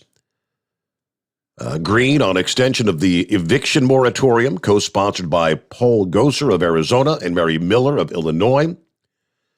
Representative Greene on the Afghanistan withdrawal. Representative Weber on Biden's alleged abuse of power in asking of the Afghan president to falsely portray that we were making positive progress with the Afghan military just weeks before the Taliban took control of the country without a fight. Representative Biggs, Representative Jody Hice of Georgia were co-sponsors of that. House Minority Leader Kevin McCarthy has not backed any impeachment effort to date, but has vowed a day of reckoning is coming for Biden on Afghanistan. So there you go. 1, 2, 3, 4. I guess this is the fifth attempt. They file this stuff, and it just, Pelosi's not going to take it up. She's going nowhere. And with that, we'll get a quick time out. Back into the Steve Sommers Overnight Drive live from the Hot Shot Secret Studios. Live from the Hot Shot Secret Studios, the Steve Sommers Overnight Drive. Are you having trouble sleeping? Are you tired all the time? Growing older is a fact of life. Our skin starts to wrinkle, muscles get weaker, and our energy levels plummet. If there was a product that may help you slow down these symptoms of aging, would you be interested? I want you to go to getonthegel.com. That is getonthegel.com. Watch this 4-minute video that explains more about this amazing product.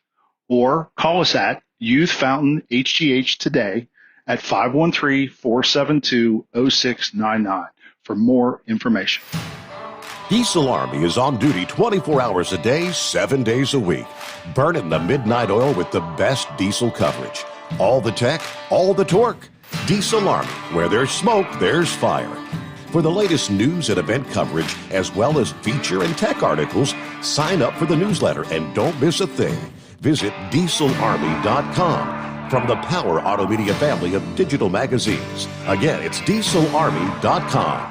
Dean Michael, the tax doctor here. Are you tired of those tax problems following you around like a dark cloud, always in the back of your mind, losing sleep at night? Call me now and get your life back. 888-557-4020 or go to mytaxhelpmd.com. Pretending they're not there won't make them go away. The IRS isn't going to forget. They will levy your bank account and garnish your wages. Don't wait for that to happen. I'm not telling you these things to scare you. I'm telling you so you can benefit from my years of experience. Now is the time to act. 888-557-4020. Do you have a Dodge pickup and hate your automatic transmission?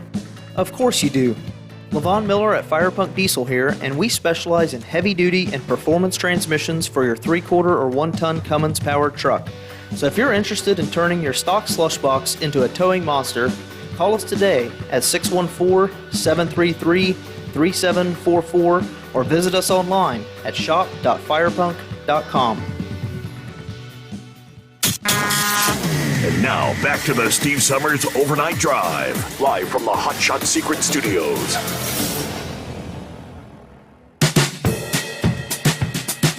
Yes, indeed. Here we are on a Wednesday hump day coming on.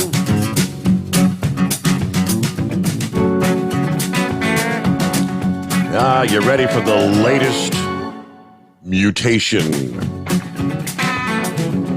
Well, here it is, a new variant of COVID-19 with deadly mutations, which give it increased resistance to antibodies, was discovered in a Kentucky nursing home. The variant called R1 infected 45 residents and employees in this facility alone, including some who were fully vaccinated. This variant, R1, originated in Japan, has now racked up over 10,000 entries in the COVID database, which researchers use to record genomic data. Scientist William Hastline writes, R1 is a variant to watch. It has established a foothold in both Japan and the United States. It features several unique mutations that could give it advantages in transmission, replication, and immune suppression. One of these, a mutation that is called E484K, located in the spike protein of the virus, gives it increased resistance to the antibodies generated by the vaccine. Which I might interject there, probably because the vaccine was introduced, and as we've been talking, viruses like to survive. They mutate to get around anything that's in its way. R1 shares an additional mutation, which is D614G, with all the other variants that have overtaken the original strain, which increases its infectiousness. All this at a time when the world crosses that grim milestone of 229 million COVID infections globally. A death toll 4.7 million, according to the Johns Hopkins tracker. But a mutation today, a mutation tomorrow. It is about 3 before the hour. Let's get back to the calls here. What's happening in Florida? Morning, Philip. Hey, buddy. How you doing? We're having a good time down here in the state of Florida today. Hey, I heard a Ranger kind of ripped on me a little bit yesterday, Steve. Well, let me see. Did you hear anything? Was that you? Well, I know he was talking about someone from California. If that was you, you're not right. You're not California. You're Florida, but yeah, I think I've been telling y'all I'm from Florida ever since I've been calling you when you were at that other place. Yeah, but I heard a lot of his comments about the folks out in California and their congressmen and stuff, and he's right about them. They are there. But I got a little piece of advice about the stock market. Long-term or short-term, if you got a financial advisor and they're not up front with you right away and tell you there will be a loss in your money, then they ain't a financial advisor. So that's all I got to say about that one. Steve, that antibody therapy that the governor down here in Florida pushed, and now there's shortages of. The way the media is portraying it as if the people that are not vaccinated are going for that antibody if they get COVID. And in Tennessee, I guess they've got a real big shortage of it. They say they're going to choose who they treat and who they don't treat. I think, as far as being vaccinated or vaccinated. I think the advice that I understood, supposedly, I don't know, it was the National Institutes of Health said if someone has had the vaccine, if they've got like their 2 shots, but the Pfizer or Moderna or the Johnson & Johnson, they shouldn't be prioritized to get the monoclonal antibodies because they should have enough resistance already to prevent them from going to the hospital, whereas an unvaccinated person could really benefit or maybe also be kept out of the hospital with the antibodies. Yes, sir. That's exactly what I heard on the news yesterday. And they're saying a lot of people that don't want to choose to get the vaccine, that's the route they want to go, is toward that therapy if they get COVID. But it's kind of funny that our president's pushing this vaccine stuff so much that, and it's kind of funny that they're holding it back from states with this therapy, that it's all of a sudden getting rationed out. You know, when our governor down here in Florida presented it to us over, 2 months ago, was the first time I started hearing about this therapy. There was a ton of it. And I think one of the callers had called in and said that he was buying it from the UK. The UK's got a lot of stuff that we could take, we could use over here, but I don't know. For some reason, we don't want to touch it with buying it from them. I don't know what's up with our government, but that's not fair to that, So, but that's pretty much all I got to say today, Bud. And, I appreciate Rangers' interest in me. I am from the great state of Florida. State bird's the mockingbird. Orange blossom is our state flower down here. And by the way, in California, the state flower is the poppy. So I do a little bit of research. So y'all have a good one, Bud. Thank you. All right, thanks for checking in there. Philip, have a good morning. All right, we'll get to heat wave out of our top of the hour news update here. After that, clear lines at 844-844-3388. Jump on in Wednesday, Hope Day. It is the Steve Sommers Overnight Drive, live from the Hot Shot Secret Studios. USA Radio News with Dan Naraki.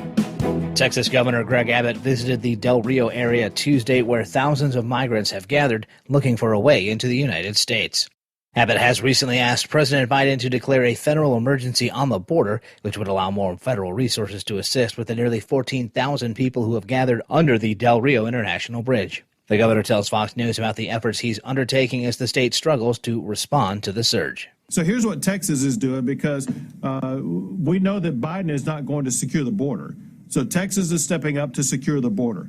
I signed a budget where Texas is providing $3 billion by the state of Texas to secure the border.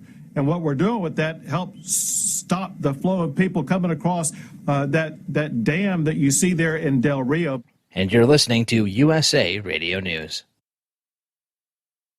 Hi, I'm Wayne LaRoute. I want to tell you about my friends at Tangible Investments. Tangible is among the biggest precious metals and rare coin dealers in America. 35 years in business, billions in sales. They sold one rare coin collection for $15 million, the largest private sale in history at the time. They've been awarded the PNG designation. That means they're the best of the best in the world. But here's the big advantage for you. Tangible might just have the lowest overhead of any precious metals dealers. That means they can afford to give you incredible deals. Tangible will sell you gold at 1% over the New York spot price. Just 1% over the New York spot price? Who does that? No one ever. Just say Root. That's it. You get your gold at a price no one in America can match. This offer is limited to 5 ounces per family. Get started by contacting Tangible Investments at 800-300-8441. That's toll free, 800-300-8441. Be sure to say Root, 800-300-8441, or online at TII1.com.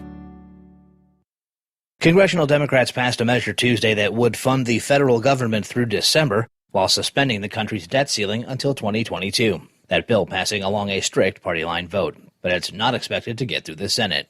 Senate Minority Leader Mitch McConnell tells reporters that his caucus would support a continuing resolution that includes certain funding, but not a measure that raises or suspends the debt ceiling. We're prepared to support a continuing resolution with assistance for Louisiana, with additional funds to replenish Iron Dome. What we're not prepared to do is to relieve the Democratic President, Democratic House, and Democratic Senate from their governing obligation to address the debt ceiling. This is USA Radio News.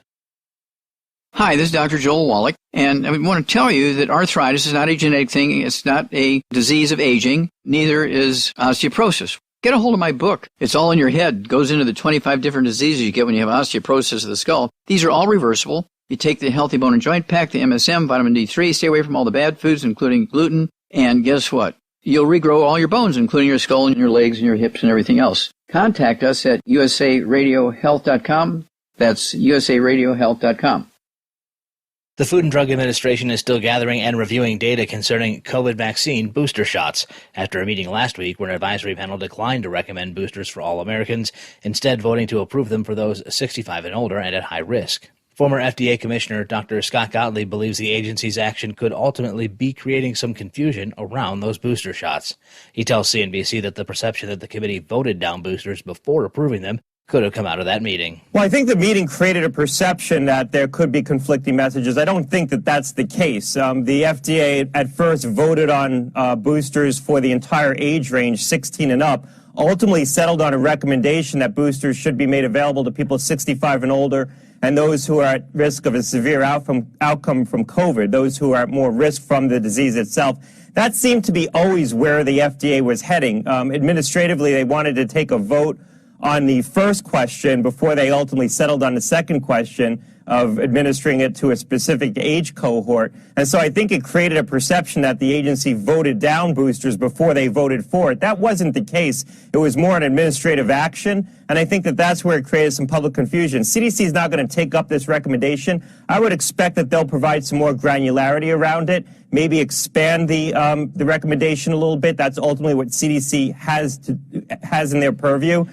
And for USA Radio News, I'm Dan Naraki. At Hot Shot Secret, we share the science behind common diesel problems and their solutions. For example, ultra-low sulfur fuels. The primary function of diesel fuel is combustibility. One of the little-known aspects of fuel is its role as a lubricant to metal-on-metal moving parts. The introduction of ultra-low sulfur fuels diminishes the fuel's ability to lubricate because sulfur, which has been mostly removed, has lubricating properties. Hot Shot Secret Everyday Diesel Treatment with LX4 delivers unmatched lubricity. Third-party testing confirms that it takes 3 times the amount of leading fuel treatment to match the lubrication benefit of 1 dose of Hot Shot Secret. Everyday Diesel Treatment is a fully formulated 6-in-1 premium fuel treatment for every fill-up, every time. Everyday Diesel Treatment is available at truck stops, Tractor Supply, O'Reilly's Auto Parts, and online at HotShotSecret.com. Hot Shot Secret, powered by science.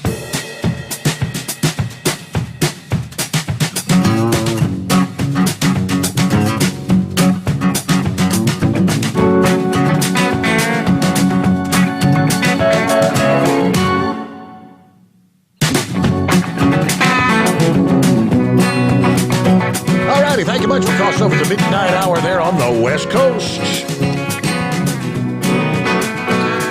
Welcome into a Wednesday. I didn't even really pay any attention. Did the markets come back a bit this past? I have to pull that up. Because the prior day, what a mess. And a lot of that had to do with this company out of China, the one that Evergrande, I've never heard of Evergrande. Now, apparently this Evergrande, this business, they're kind of making comparisons to, remember when the Lehman Brothers went belly up here in the U.S.? How it devastated the U.S. economy? China's public debt already stands at 270% of GDP. Non-performing loans have hit $466.9 billion.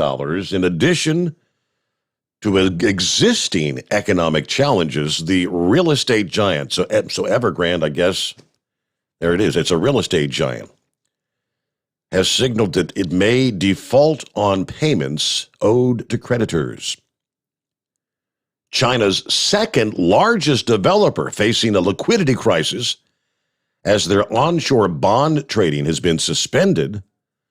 Without access to funding, Evergrande will find it impossible to pay suppliers, finish projects, or raise income, which will make default more likely, which eventually could send ripples through the entire Chinese economy. Evergrande made $110 billion in sales last year and has $355 billion in assets. In June, it failed to pay some commercial paper, and the government froze a $20 million bank account. The company now owes liabilities of $305 billion, which makes it the most indebted real estate developer in the entire world. It's also the largest issue of dollar junk bonds in Asia. Evergrande owes money to 128 banks and over 121 non-banking institutions. Consequently, the company's stock price has dropped by 90% in the past 14 months. Evergrande accounts for 4% of total Chinese real estate high-yield debt. Evergrande has implications for the labor market. The company employs 200,000 people regularly and $3.8 million per year on the various projects. Evergrande is expected to be unable to meet interest and principal payments that are going to come due next week. So in a global economy, what happens there has ripple effects. Obviously, ripple effects to the entire Chinese economy. The stock market doesn't like uncertainty. So that's a little better explanation, what Evergrande is. Anyway, hello, Heatwave. What's happening this morning? Good morning, Senor, from Boardman, where the hell am I? I can't even think of the state I'm in. State of confusion, it sounds like. Boardman, Oregon, where it's a nice, clear, and it's good sleeping weather outside. Yeah, I was reading that earlier about that Evergrande. Yeah, they consider that a business too big to fail. So it's kind of like our banking system when we're having all those issues. It seems like they're just going to let it blow by and nothing's going to happen to it. Oh, all right. Well, yesterday morning on the after show, we were talking about my predicament with the AC people. And, I've been going on 3 weeks here since they said, yes, we've approved it. And this is how much you're going to pay for it. Well, I called yesterday to find out, just what the status is on this. And they act like they said, yeah, it's been approved, but the installation people gave us the wrong number. I said, really? I said, that's what y'all said 2 weeks ago, and you promised me it was taken care of. And I said, in addition to that, $425 that y'all said that I would be owing for the recapture of the refrigerant, that I'd be needing to pay an extra $800 and something, making that bill, $1,200 dollars up to $13. And I said, whatever happened to that? They're like, well, we don't see nothing in our notes. And I said, trust me, you've already told me how much I got to pay out of pocket. Now, my question to you is this. How in the hell can you go ahead and tell somebody what the charge is going to be if you don't even have a correct number in your system? Then I got hung up on. No, they didn't want to deal with it. No, I called back and I said, you know what, I don't appreciate this. I said, it's been 3 weeks. This is what's going on with your previous customer service person.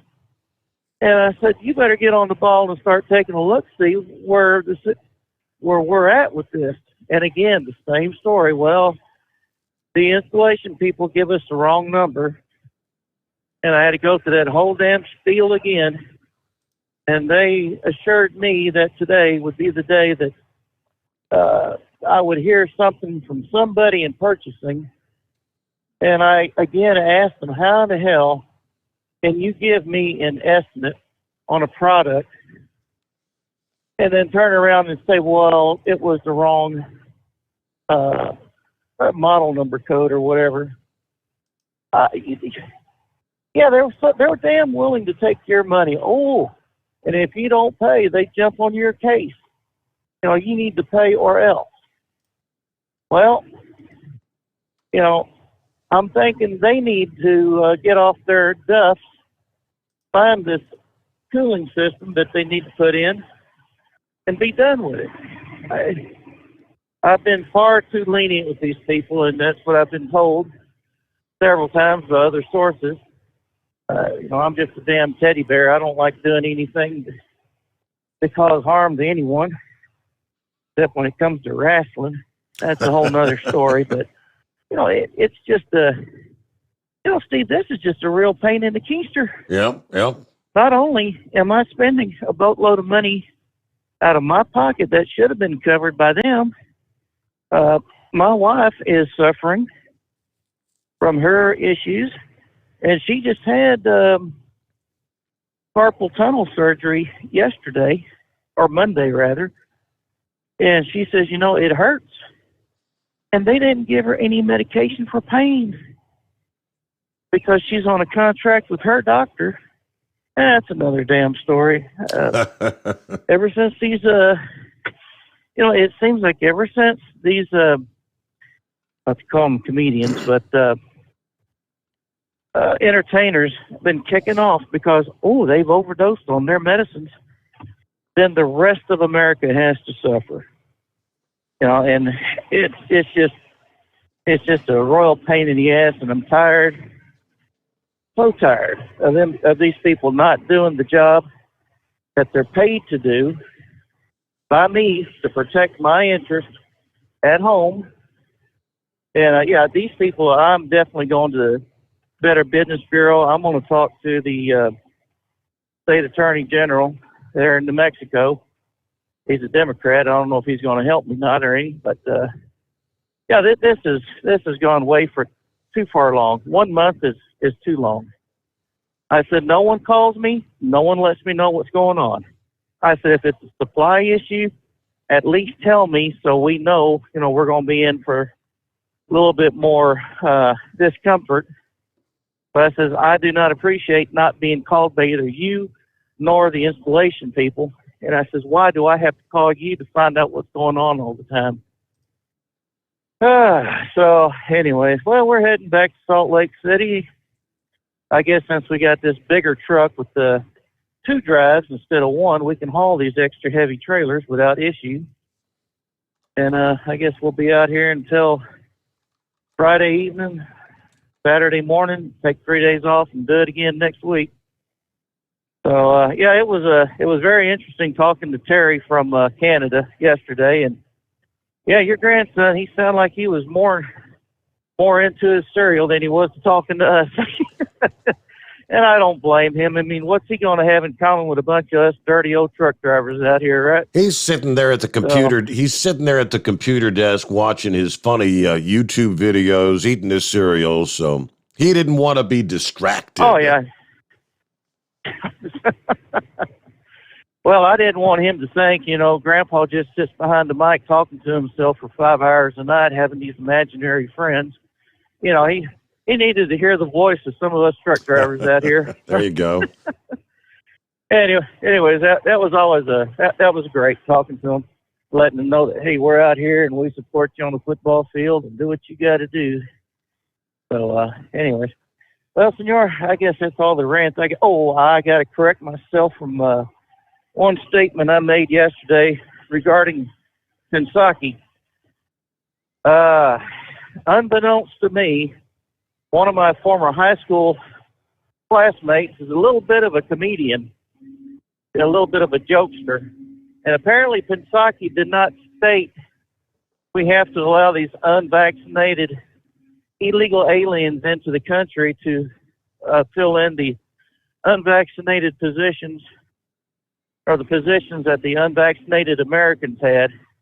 Apparently that was a Babylon Bee story. But it didn't have the B on there. But what it did have is it had the COVID-19 advisory. And it's like, even the fact checkers for the COVID-19 people got sucked into that damn story. So, I mean, I didn't check into it because it didn't have the reference to Babylon Bee, but you would have thought that the COVID-19 people, or the supposed Facebook fact checkers, well, they're checking something, but anyways, they got sucked into it too, so I don't feel too bad. Yeah, I mean, technically, they don't even have physical Facebook fact checkers jumping on anything, any post that has the word vaccine. If that word is in there, the algorithms, the artificial intelligence immediately, automatically jumps on that, pops up that COVID, find this or that, the links to the CDC kind of thing. Yeah, just post the word vaccine. That's it. Nothing else. And the COVID thing will pop up there. I had shared I thought it was a funny meme. Yeah, you've probably seen the one. Imagine if there was a 99.7% chance that you won't crap your pants, but you're still forced to wear diapers just in case. Now, I knew that was a reference, kind of making a funny comparison to 99.7% chance you're going to survive COVID, but you're still being forced to wear a mask. That's what that was alluding to. I guess apparently not everybody gets it. Several people said, what, are they making you wear diapers or what? Okay. And, of course, old Grump had to chime in. He said, hey, that 0.3